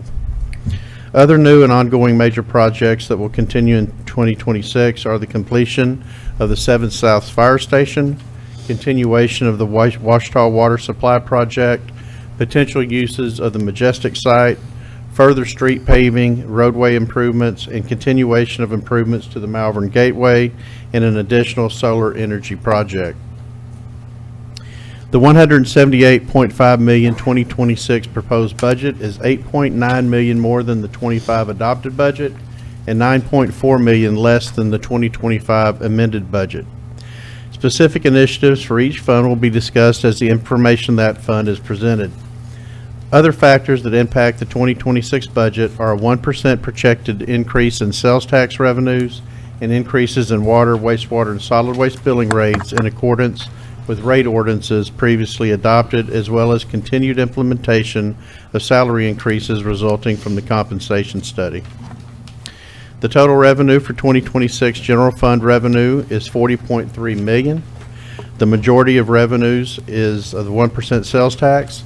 Sales tax revenue increased 4.91% in 2020, 14.6% in 21, 7.4% in 22, 6.13 in 23, 0.4 in 2024, and as of October 31st, 2025, has decreased about a third of a percent, 0.35%. The 2026 budget is based on a projected increase of 1% sales tax growth. The sales tax growth has really been erratic over the years. We've set, records over the past several years. However, that is slowing. Our sales tax growth actually went up during the pandemic, and the growth has continued throughout 2024. We experienced very poor weather conditions in the first quarter of 2025, a major contributor of the decline in sales tax in those months. We're optimistic that we will end the year with a slight increase and that we can enjoy a slight increase in 2026. I did see something today that the state sales tax were up, I believe, 2.9%. So that's a good indicator for the upcoming months. We're still again hoping and optimistic that we'll see a slight increase or come out even in 25 and hopefully have a slight increase in 26. The growth rate at Oaklawn has been consistent since the pandemic. 22 revenues were up 10.7% over 21, and we saw increases of 10.06% in 2023, 8.1 in 24. However, through October, they are flat. We also believe adverse weather conditions in the first quarter of the year hurt our Oaklawn revenues. There were actually several days that live racing was canceled due to inclement weather. That first quarter, as you recall, we had snow, sleet, rain, a lot of inclement weather during that first quarter. Other revenues expected to increase are administrative fees, alcohol permits and taxes, and occupation licenses. Loan proceeds are a function of the amount of capital to be funded, to be financed, and we've got about $290,000 out of the general fund that will be financed in 2026. The total expenditure budget for the general fund is $39.8 million on a revenues of $40.3 million, leaving an anticipated 2026 surplus of a little over $400,000 at $414,000. District court funds. There are 3 district court funds. The main fund is the operating fund for the district court. The majority of these costs are split 50-50 with Garland County. The city will contribute approximately $616,000 for the operation of district court in 2026. The total 2026 expenditure budget for these funds is $1.46 million. In the police fund, the 2026 police revenue budget is $19.8 million, a $993,000 increase from the 25 adopted revenue budget. This includes a 1% increase in sales tax. The amount of subsidy from the general fund is expected to be $11.24 million, which is an increase of $839,000 from in 2026. The 2026 expenditure budget is also $19.82 million, and again, that balances out using the general fund subsidy. The majority of the increase is personnel. It also reflects mandated increases. As you're aware, in the police fund, we've had 5 officer positions that were funded previously through the COPS grant. That expires in 2025, so we'll have that full funding of the 5 officers in the 2026 budget, as well as our peer recovery specialist. The capital budget for the police fund is $686,000, with $672,000 to be financed over a 5-year loan. In the fire fund, the revenue of 2026 revenue budget is $14.13 million. It's a 386.4% decrease from 2025 adopted revenue budgets. The budget includes a 1% increase in sales tax. Other revenue sources remain consistent with prior years. The amount of subsidy from the general fund is expected to be $8.63 million, an increase of $1.5 million in 2026. A big portion of that increase is the addition of 9 additional firefighters to man the 7 South Fire Station. Again, the 2026 revenue and expenditure budget for the fire department is $14.13 million. As with most funds, the majority of the expenditures is the personnel cost. It reflects the 9 additional firefighters as well as the mandated step increases. The remainder of the budget is routine with very few increases over 2025, which are for expenses really that will operate the new fire station. We'll have additional electric, additional utilities, and additional cost with that particular building. The capital budget for fire is $753,000. $263,000 of that will be financed through a 5-year loan. The fire budget also includes the construction of a building at the training grounds facility. Right now, they don't have a building out there for them to be able to use. It also has a $60,000 truck, a brush truck, and then radios of $72,000. Moving on to the jail maintenance tax fund. The jail maintenance tax fund accounts for 3/8 cents tax paid to Garland County for prisoner housing. It's estimated this tax will produce a little over $4 million in 2026, and all of that is paid directly to Garland County for the prisoner housing. On street funds, street highway tax, and our roads now, the combined revenue for these 3 funds is approximately $11.5 million and mainly comes from state turnback, new sales tax revenues from our roads now, and a general fund transfer. There is no increase in the street fund turnback in 2026. The 2026 expenditure budget is $13.5 million. The majority of the expenditures for this fund are for services and supplies. One of the priorities in 21 was increased focus on street paving.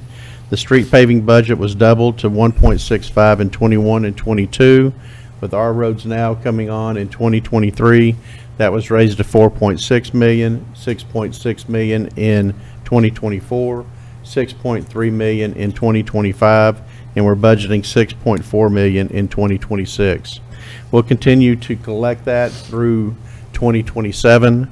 So we know that 26 and 27 will continue to have that type of paving, but we really need to look at beyond those years and hopefully take a look at continuing this progress that we've made through our roads now. As always, this fund includes the cost of operating the street lights, which is around $675,000 a year. Intercity Transit. The Intercity Transit Fund is a balanced fund with projected revenue and expenditures of $1.9 million.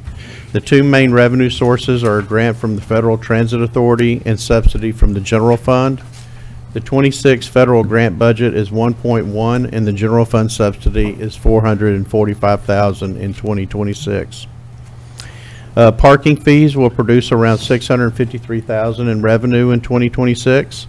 The 2026 expense budget is $807,000, which is summarized below. We've got about 14% in personnel at $112,000, services and supplies at $454,000, and then depreciation is a big part of this fund at $240,000.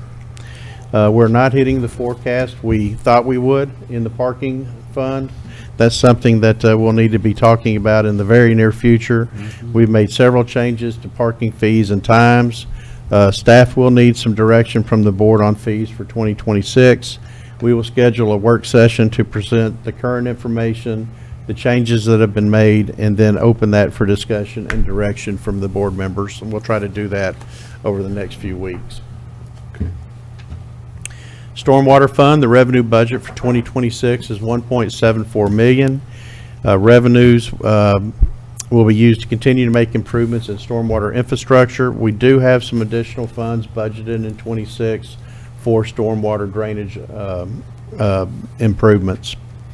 It increased about $150,000 from $600 to $750,000 for drainage improvements. Airport 2026 revenue budget is $3.58 million with an expenditure budget of $4.9. Depreciation expense is really a significant portion of the airport expense. The potential deficit is an accounting element which occurs with all the grant revenue. We recognize all the grant revenue in the year that we receive it, but then we depreciate it out over the life of the asset. It's a non-cash flow item, so it does not require any current resources. Prospective grant revenue from 2026 is also not included in the operating budget, but does result in revenue if it is received and offsets the deficit I just mentioned. Solid waste is one that will have a deficit budget, one of the only 2 or 3 departments that we'll see that has that. The 2026 revenue budget is $9.8 million on expense budget of $10.9 million.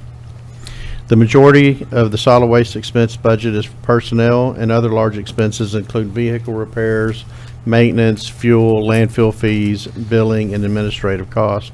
I will say that they've got a sound fund balance to cover that deficit.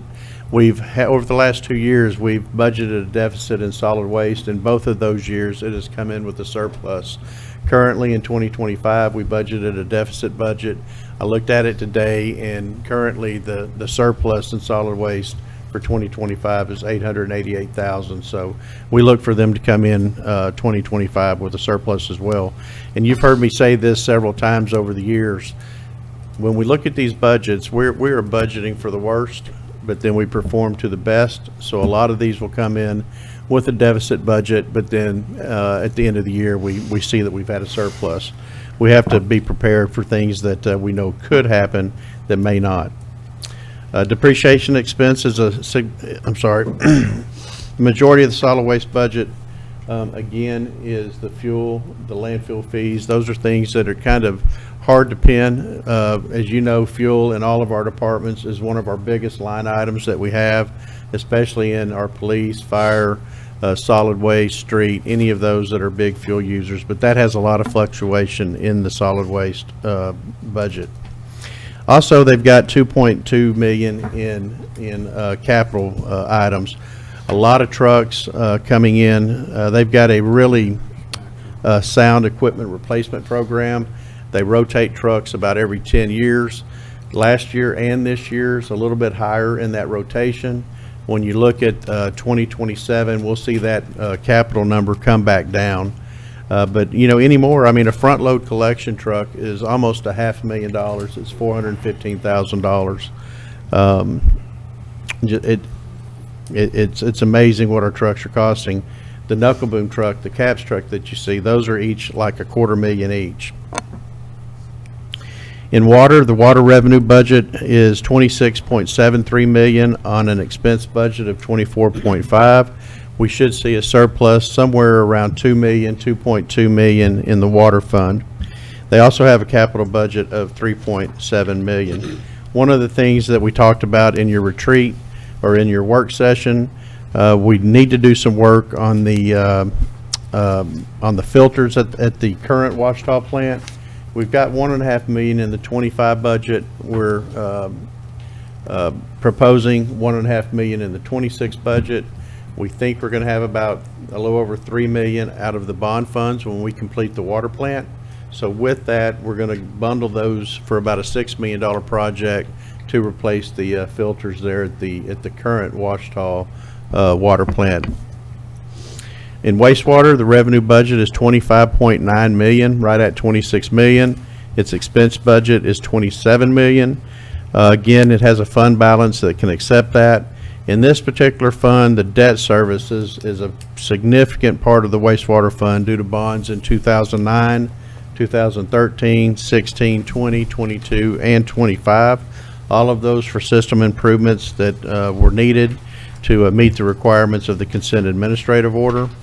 Finally, depreciation is also a large expense due to the heavy investment in fixed assets in the utility fund. Though we are budgeting a deficit, they currently have a 2025 surplus of a little over $100,000.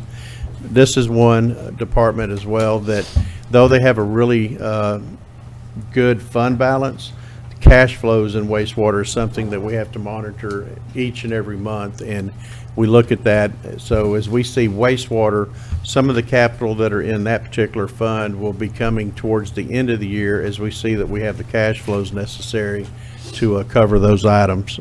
But that is something that both Karen and I and Denny, Lance, all of your administrative team, we look at these monthly, really every couple of weeks, to make sure our cash flows is where they need to be in this particular fund.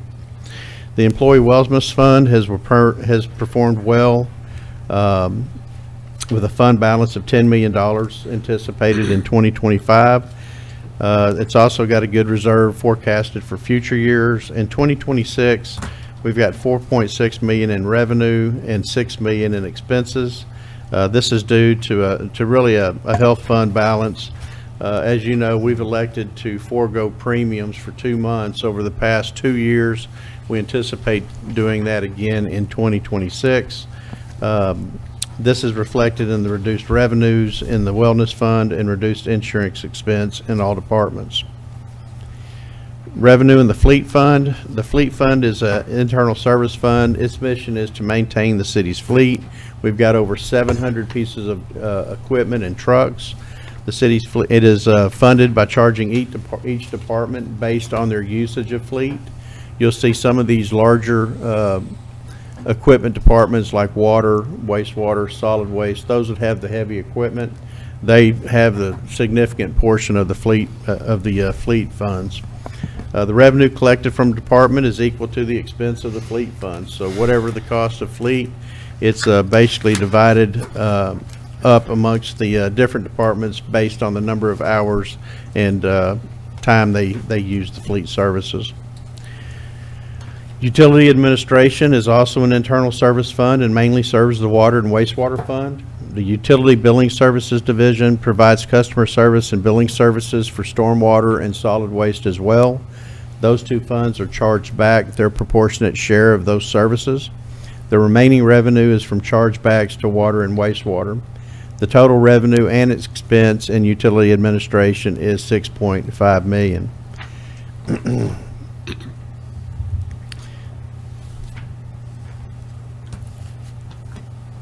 The development of the city's budget takes several months and literally hundreds of hours of staff time. For this year, each department was instructed to develop a conservative budget focused on the board's objectives. Once the departments had completed their budgets, meetings were held with the city manager, deputy city managers, finance director, and human resource director to review each budget. After reviews and changes by this group, the budget was again reviewed by the city manager for further adjustments and then a recommendation to the board of directors.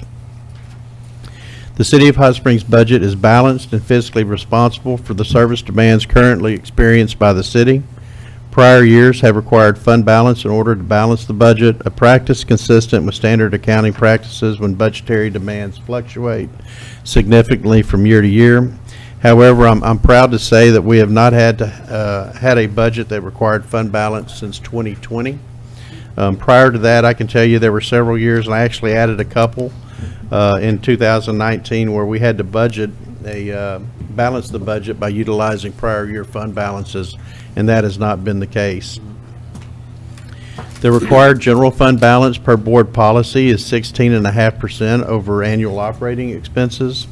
This equates to around $6.5 million using the 2026 budget.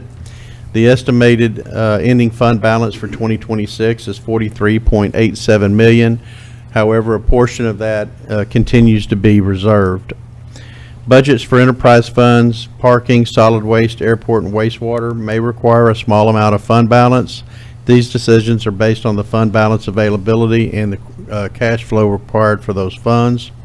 There are still many priorities that remain unfunded, and staff will continue to explore new ways to meet these funding requirements. Most of those you're aware of on our unfunded capital projects. Overall, the 2026 budget is based on sound fiscal decisions and provides necessary funding for many of the board's priorities. I want to thank all the department heads and all of the dozens of city staff who helped in the preparation, analysis, and presentation to the budget. You know, from my staff in the city manager's office to the finance department and all of the departments and their staff that helped create the individual department budgets that rose up into this document. This is one of the largest documents we prepare for you on an annual basis and present. Be glad to answer any questions, Mayor.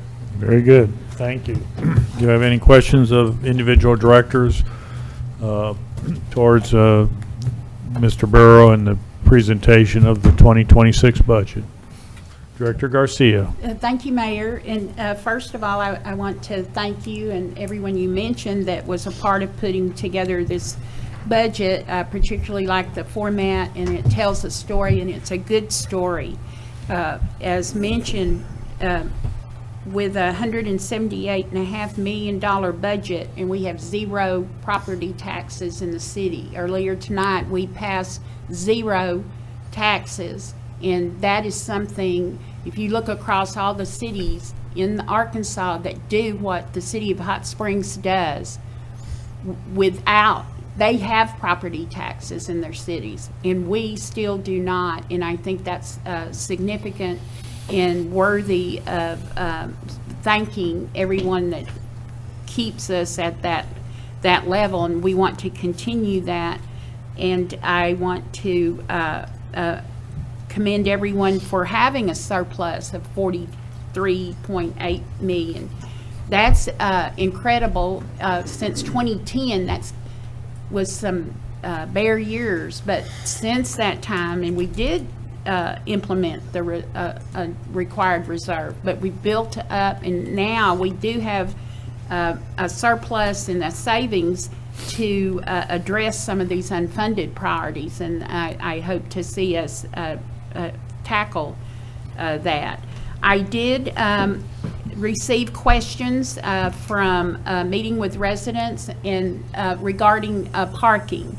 And my question was about what we have in the budget for parking management software, if we will be able to implement any of the modules that allow for residents to either buy cards or coupons or stickers for their license plate, because believe it or not, there's a segment of our population that drive but they don't text.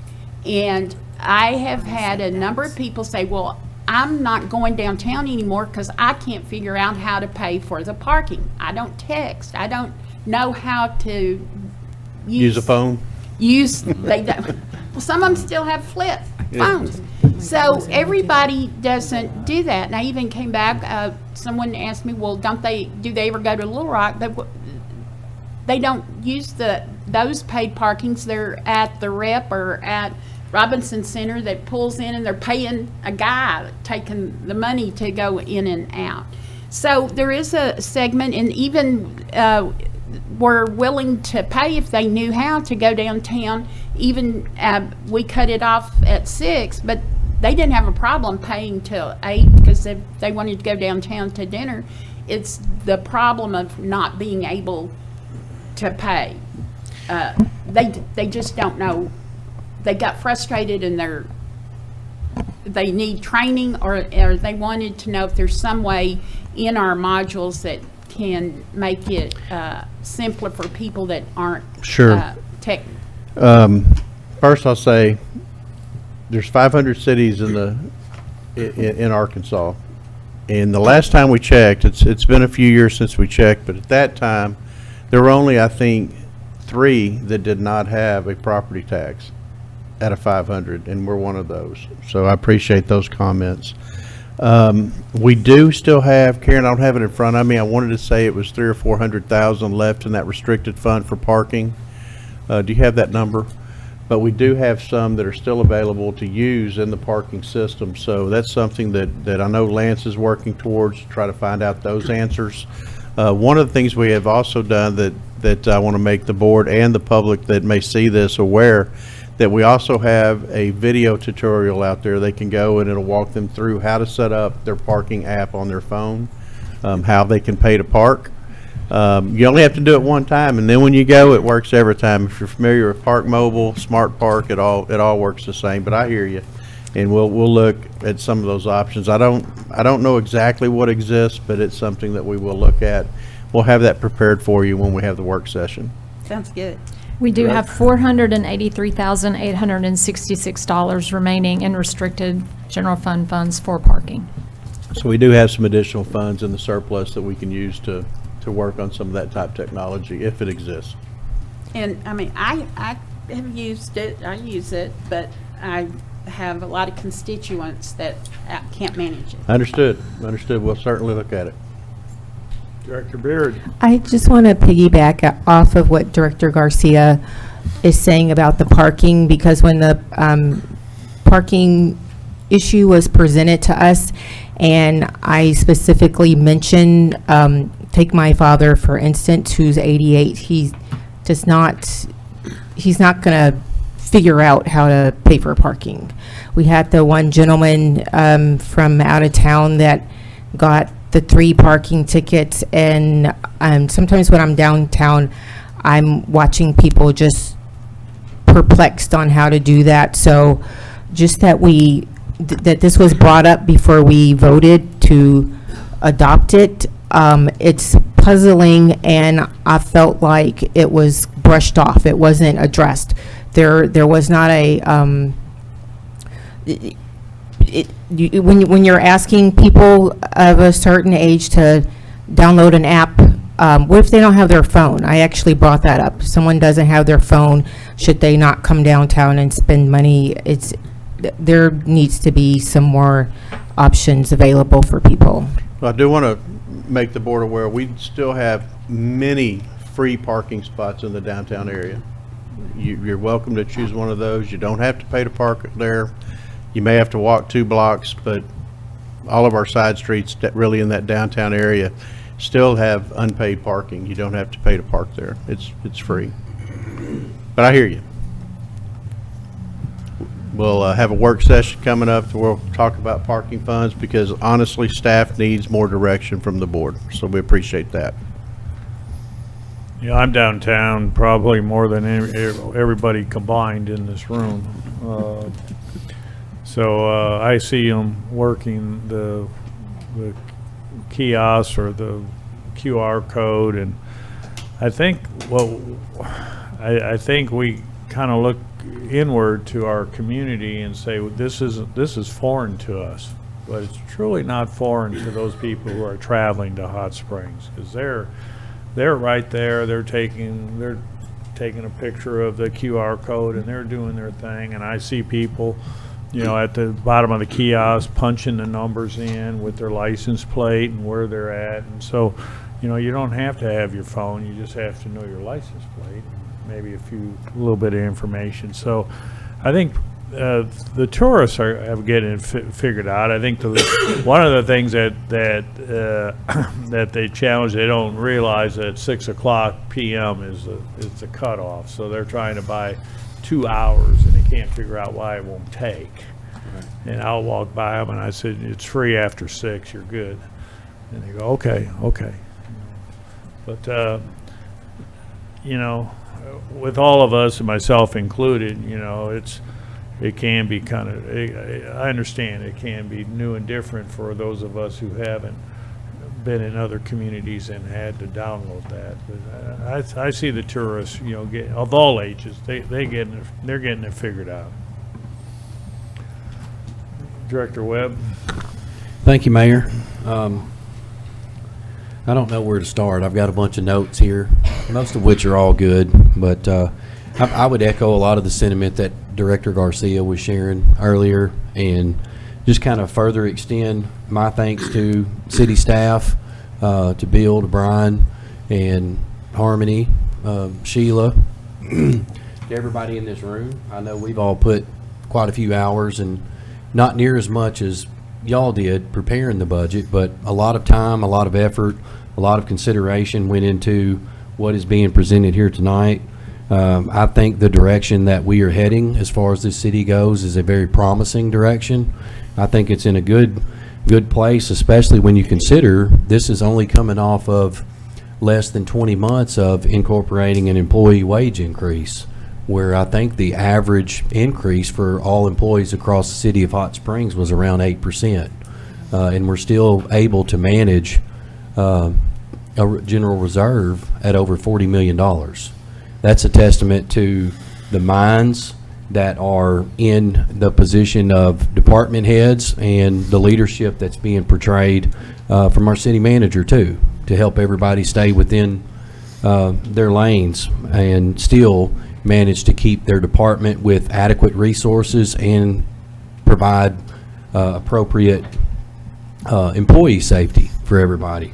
So I want to commend everybody for doing so. I like where we are in terms of the board's priorities moving forward. I think us putting a high emphasis on our airport is a great move for our city. I also think it's a great move for our city for us to focus on providing sports complex answers over the next few months to determine how to address soccer, pickleball, and tennis. That not only provides a better quality of life opportunities for our youth, but also for our middle-aged, for our senior citizens as well. It's kind of a win for everybody.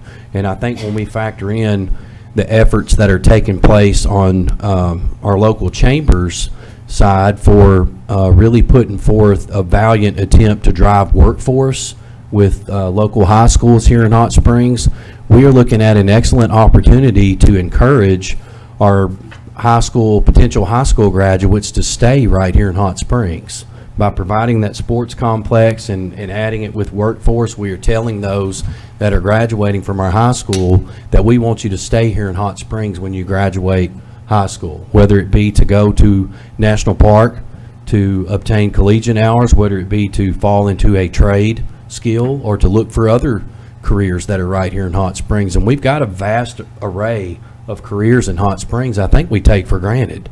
Hospitals are abundant here in Hot Springs. Schools are abundant here in Hot Springs. And now with the sports coming down the line, there's something for those that have young families to stay right here in Hot Springs too. Yes, that too. A nice airport that's receiving some attention from our city. That's another avenue. I mean, the list could literally go on and on. Lawn care is really taking off too. Welders, HVAC, it's all right here in Hot Springs. That's right. And a lot of those opportunities for employees are within our city too. I know we've got a lot of tenured employees that are here within the city. We just spent a night recognizing those that have put forth 15, 20, in some cases 30 plus years here in Hot Springs working for the city of Hot Springs. And at some point, and it's sad to say, but they're going to click that checkout button, to go kick back on a beach chair somewhere, and they're going to need somebody to take their spot. So I think where we're going with this budget and where we're going with the things that we're focusing on will help keep our high school graduates here and even attract others to come to Hot Springs. The roads, the work we're doing with our roads is a vast improvement in recent years. The attention that we're continuing to place with our police department is highly above average than most other cities. We're paying attention to our fire department too by building the Fire South station. That's coming along as projected and should be opening its doors very soon for our communities. The Parks Department, man, the grants they pull, the work that's taking place with Stokes Creek, and just the numerous other projects, the continuing to monitor the main greenway.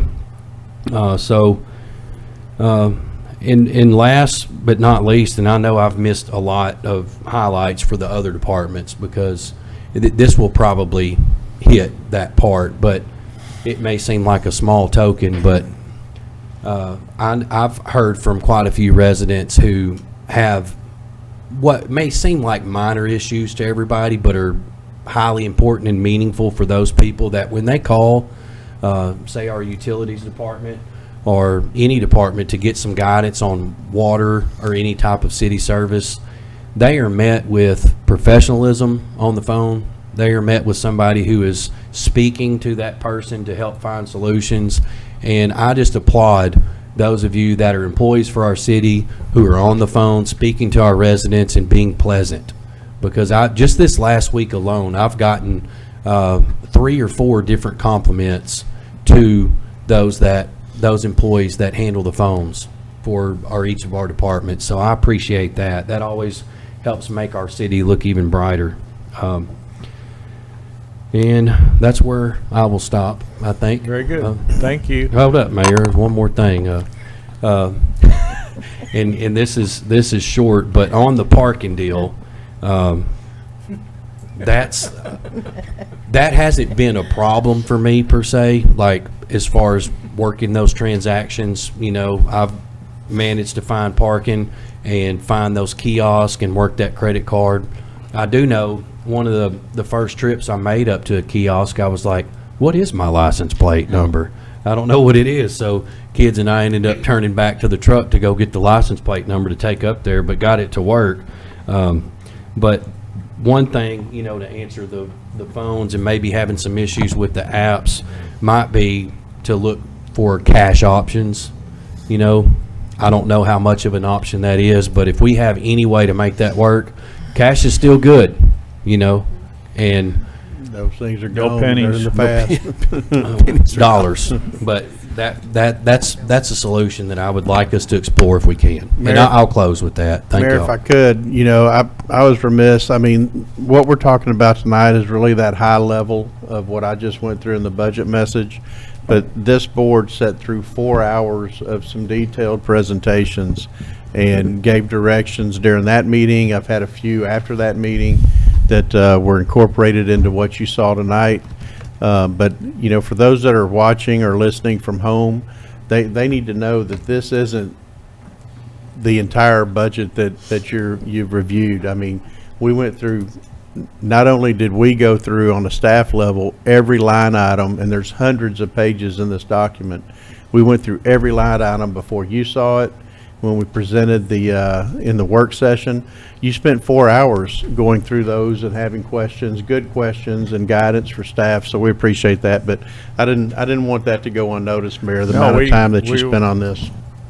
We spent 4 hours, roughly 3.5, 4 hours, 2 weeks ago, and we've had the 2 weeks from that meeting. We had opportunities to ask questions of Mr. Burrow or Ms. Karen Scott, and so this is $170+ million budget that we're approving in, say, 30 minutes, but we spent several hours over the course of the last couple of weeks on this item. So any additional questions of Mr. Burrow from the high level? Director Webb? Thank you, Mayor. The contracts and services, when is that coming up to be voted on? That's, high impact, majestic, Metro Partnership. Typically, those come up in the first meeting in December. I think, B, we're working to get that. We're going to try to get that on the 18th, or is that going to come in December? I think we've got a couple of them coming on the 18th. Typically, we want to make sure that the budget is in place before we start talking about service contracts. Okay, thank you. Hearing no further discussion, did we have anybody sign up? No, sir. Okay. Please call the roll. Director Garcia. Aye. Trustee. Aye. Holliday. Aye. Beard. Aye. Dobbs Smith. Aye. Webb. Aye. Mayor McCabe. Aye. The 2026 budget is adopted. That gets my next. Now we'll consider ordinance O-25-44, and I'll entertain a motion and a second to suspend the rules and read by title. So moved. I've got Director Trustee, second by Director Webb. A motion and a second to suspend the rules. All in favor signify by saying aye. Aye. Opposed, same sign. Council, please read by title. Ordinance O-25-44, an ordinance vacating, abandoning, and closing Pyron Street and a portion of Ostego Street in Hot Springs, Garland County, Arkansas. That concludes your reading, Mayor. If you would, entertain a motion second to adopt. Motion to adopt. Director Webb, seconded by Second. Director Holliday. And Ms. Harmony Morrissey, City Clerk, will provide the staff report. Yes, thank you. Silver Spur Properties LLC, represented by Rickett Morricone Engineering, has filed an application and petition requesting to vacate Pyron Street and the northernmost portion of Otsego Street in Garland County. This area is highlighted on the map. Staff has reviewed the request and recommends approval. Utility providers have reviewed the application. Entergy Arkansas has requested an easement from the applicant, and the execution of that easement prepared by Entergy is a condition of this action tonight. No other objections have been noted. The public hearing was set. Notice of that was published twice in the Sentinel Record, once on October 26th and again on November 2nd. That hearing was held earlier this evening. All of the statutory requirements have been met, so if petitioner's request is granted and the condition is satisfied, the petitioner would own the entire area, highlighted on the map, being vacated, as the LLC owns all adjacent properties. I'm happy to answer any questions, and we do have Liza Morricone from the engineering firm with us tonight if you have any questions for her. Mayor, I'll point out one thing. The board always wants to know about easements that are being reserved. You may see on that map that there's a 6-inch water main. That line will be abandoned as a result of this vacation. Will not be used, so the city will not be retaining an easement. However, Entergy will. Okay. Welcome. Hi, Liza Morricone with Rickett Morricone Engineering. Happy to answer any questions if you guys have any. No, the packet was fairly complete, and the public hearing didn't bring anything forward. Is this? I think if I read this right, it's going to be a continuation of a current development of an RV park, was it? Yes, sir. The Finish Line RV Park is to the west of the property, and Ms. Hatcher is looking to continue on and add some amenities for that RV park, which will be on a planning commission agenda in the near future. Very good. Where's your firm headquartered? We're in Little Rock. Any questions of the board? From the board? All right. Nobody signed up on No, this? sir. All right. Thank you. Well, there's any discussion amongst directors? Please call the roll. Director Trustee. Aye. Holliday. Aye. Beard. Aye. Dobbs Smith. Aye. Webb. Aye. Garcia. Aye. Mayor McCabe. Aye. Ordinance is adopted.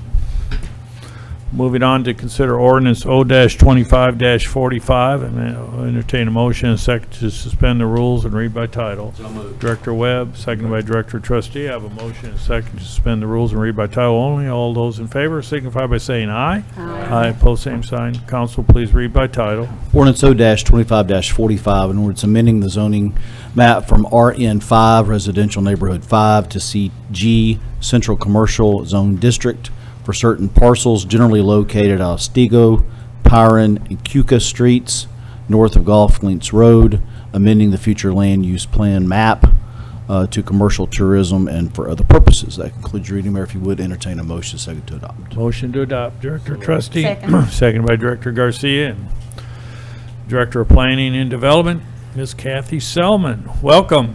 Thank you. Good evening.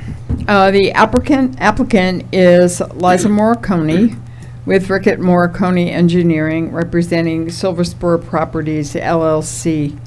The request for this is general commercial zoning, and the future land use plan map classification at the time is residential medium high. This would be located in Board District Number 5. The 1.7 acres is currently undeveloped. It's approximately 300 feet north and northeast from Golf Links Road, and approximately a half mile east of Central Avenue. The surrounding property zoning To the west, south, and north is CG, General Commercial, as is being requested for the subject land. To the south and east is some RN5, Residential Neighborhood 5 zoning. Adjacent and nearby land uses include recreational vehicle park, single-family residential, small offices, a church, and Oak Lawn Racing Casino Resort. Hot Springs Code describes the CG General Commercial District as being intended to accommodate areas of commercial development predominantly located along corridors at key nodes that serve residents, the community at large, and visitors to the city. And the project name stated on the application was Finish Line RV Park Addition. And the proposed use is for commercial, leisure, and tourism-related activities. The approval standards for map amendments, the compatibility with surrounding development or zoning. We have identical CG zoning on 3 sides. There are no nonconformities created by this request if approved. The expansion of Oak Lawn Racing Casino Resort, as well as the opening of Finish Line RV Park, are significant changes in the physical, economic, land use, and other aspects of the area. And the property, therefore, is consistent with the concept and description for the CG General Commercial Zone and the objectives of the zoning code. A future land use plan map amendment to Tourism Commercial Center is recommended, which would support zoning consistent with nearby Oak Lawn and the surrounding recreational vehicle resort. The proposed change demonstrates compatibility with surrounding development and zoning and is consistent with the objectives of the zoning code. The recommendation to Planning Commission was that they recommend that you adopt an ordinance amending the zoning map as requested because of the application meeting the mandatory findings of Hot Springs Code for a zone change. Planning Commission duly advertised and held a public hearing on October 9, 2025, voting 7-0 after calling for testimony and considering the record to accept the staff report findings and to recommend approving CG General Commercial Zone District for certain parcels generally located at Otsego, Pyron, and Kuka Streets between Sunnyside Street and Golf Links Road, and to amend the future land use plan map to tourism commercial. And there was no one testifying in opposition at the hearing. Any questions of Ms. Salmon? Director Garcia. Thank you, Mayor. I wanted to thank you for last week. You gave me better direction of where this was specifically located, and I went there, and I believe that it will be a good addition. Thank you. So thank you for Oh, you're directing me. Any additional questions of Ms. Selman? Thank you. Anybody sign up? No, sir. Any discussion amongst directors? Hearing none, please call the roll. Director Holliday. Aye. Beard. Aye. Dobbs Smith. Aye. Webb. Aye. Garcia. Aye. Trustee. Aye. Mayor McCabe. Aye, ordinance is adopted. Our final action item of the evening is to consider ordinance O-25-46, and I'll entertain a motion and second to suspend the rules and read by title. So moved. Director Webb, Second. seconded by Director Trustee. I have a motion and second to suspend the rules and read by title. All in favor signify by saying aye. Aye. Pose same sign. Please read by title. Ordinance O-25-46, an ordinance approving manufactured home overlay for approximately 2.29 acres, commonly known as 796 Mill Creek Road. That concludes reading, Mayor. If you would entertain a motion second to adopt. Motion to moved. adopt. Director Garcia, seconded by Second. Director Dobbs Smith. And again, Miss Kathy Selman. Thank you. Welcome again. Property owner, Ms. Diana Griffith, would like to establish Manufactured Home Overlay District, MHO zoning, on this 2.29 unplatted acres at 796 Mill Creek Road. Currently zoned RN1, Residential Neighborhood 1. If approved with the MHO addition, the RN1 district would remain the base zone on the land.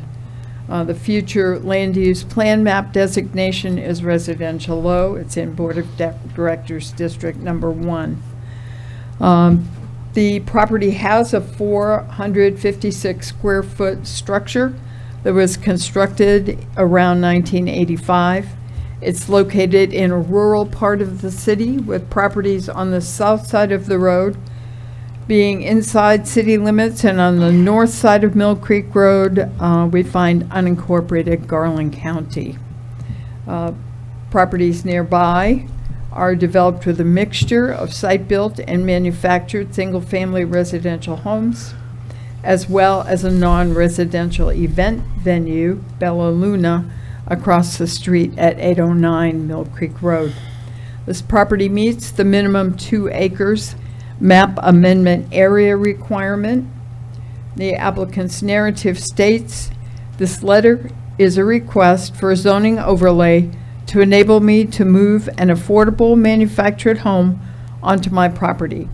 The price to build is not an option because I cannot afford high payments. I believe a new mobile home is compatible with homes in my surrounding area." Should the manufactured home overlay district zoning be established, any manufactured home placed on the property would be subject to placement regulations found in Hot Springs Code.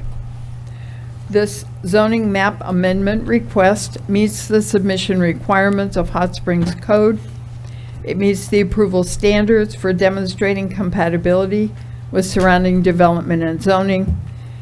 The extent to which the proposed amendment creates nonconformities, as it does not do that, helps to implement a city plan, Hot Springs 2040 Comprehensive Plan, and the Hot Springs Housing Strategy, and consistency of the proposed amendment with the objectives of this code. The recommendation to Planning Commission was that they recommend your approval of this ordinance. Planning Commission, at their duly advertised public hearing on October 9, 2025, voted 7-0 after calling for testimony and considering the record to accept staff report findings and to recommend approving MHO, Manufactured Home Overlay, for 796 Mill Creek Road. Ms. Wendy Kitkowski, a neighbor, spoke about not wanting more manufactured homes in the neighborhood. And that concludes the presentation. Any questions of Ms. Selman? Thank you. Thank you. Anybody sign up? Yes, sir. Yes, I have. Miss Diana Griffith, please come forward, restate your name and address, please. Good evening. My name is Diana Griffith. I'm the owner at 796 Mill Creek Road, and I'm here tonight to hopefully get approved for the zoning overlay. I'd like to put a manufactured home on my property so it could be affordable and stable and permanent, and I have guardianship of a 9-year-old granddaughter that needs a yard to play in. So I do hope y'all approve it, and it will be a new one. I'm not sure how big, depending on what I can afford, but that's all I'm here for, is to see if I can get that approved. Thank you. Any questions of the applicant, Ms. Griffith? Thank you. Thank you. She's the only one that signed up to speak. Discussion amongst directors. Director Webb? Yeah, thank you, Mayor. And when you were speaking, I'm sorry, were you saying that you were a guardian? Yes. And you've got a 9-year-old? I've got my son's 9-year-old granddaughter. I just got legal guardianship of her. I've had her for 2 years. I got her out of foster care. Okay. So they would provide her a permanent, stable. Is she going to school here? Yes, well, she's at Lake Hamilton now because I'm having to rent, but she's with me, but she fell asleep, but she will be going to Coder Morning Star, and that's where my kids all graduated from. Okay, thank you. All right, any discussion amongst directors? All right, let's call the roll. Director Beard. Aye. Dobbs Smith. Aye. Webb. Aye. Garcia. Aye. Trustee. Aye. Holliday. Aye. Mayor McCabe. Aye, ordinance is adopted. Congratulations. That completes the action items for this evening. We do have Board of Directors items for discussion, and then we do have, we'll stay in our chairs for the public comment section. So any items for discussion by individual board members? Yes, I have Director one. Beard. Miss Selman, can you come back, please? My question, I have a question. This is about there is a building on Gulfa Street. It is being rezoned, or the Planning Commission has voted to rezone a building on Gulfa Street, and I don't have the address, but it is behind the liquor store, the old liquor store on Malvern. And so it's being rezoned to be a coffee shop. So the Planning Commission voted on October 9th to rezone it, and I was wondering why haven't we, as a board, I didn't know if you were part of the answer, but that's why I asked you to stay. Well, why hasn't that come before the board for us to vote on? I'm not prepared with details of this action, but we have not rezoned that. And I believe what was approved did not require rezoning, and hence no board action. Okay, so I'm clear, the Planning Commission recommended the rezoning, or did not recommend this to be rezoned? There is no rezoning involved. Okay. It was already zoned. I believe CTR, please don't hold me to this. There was an art gallery there. The art gallery left, and the zoning was correct for another non-residential use to be in that structure. So no rezoning. Okay. Yeah. Thank you very much. You're welcome. Is there anything else? No, that's all. Okay, thank you. Going home. We're going to wait till you get in the car and we'll call you back. Might not work next time. All right. Any other items for discussion? Director Webb. Yeah, thank you, Mayor. You need Kathy Selman? Miss Kathy? I'm just kidding. You're good to go. I'm not calling you up here. I know better. This is a small request, but I was going to see if city staff can share with me the ordinance or resolution and/or any pertinent local, state, law-binding documents related to the 3% food and lodging tax in association with A&P. Just going to see if y'all can share that with me. That was what, about 5 years ago? From birth to present? Yes. Okay. Please. Thank you. All right. Any other items for discussion? Hearing none. Director Garcia, you have a final comment? Yes, thank you, Mayor. Hearing no further comments, I move to adjourn. Second. Got a motion and a second to adjourn. All in favor signify by saying aye. Aye. Opposed? We are adjourned. We do have public comment, so just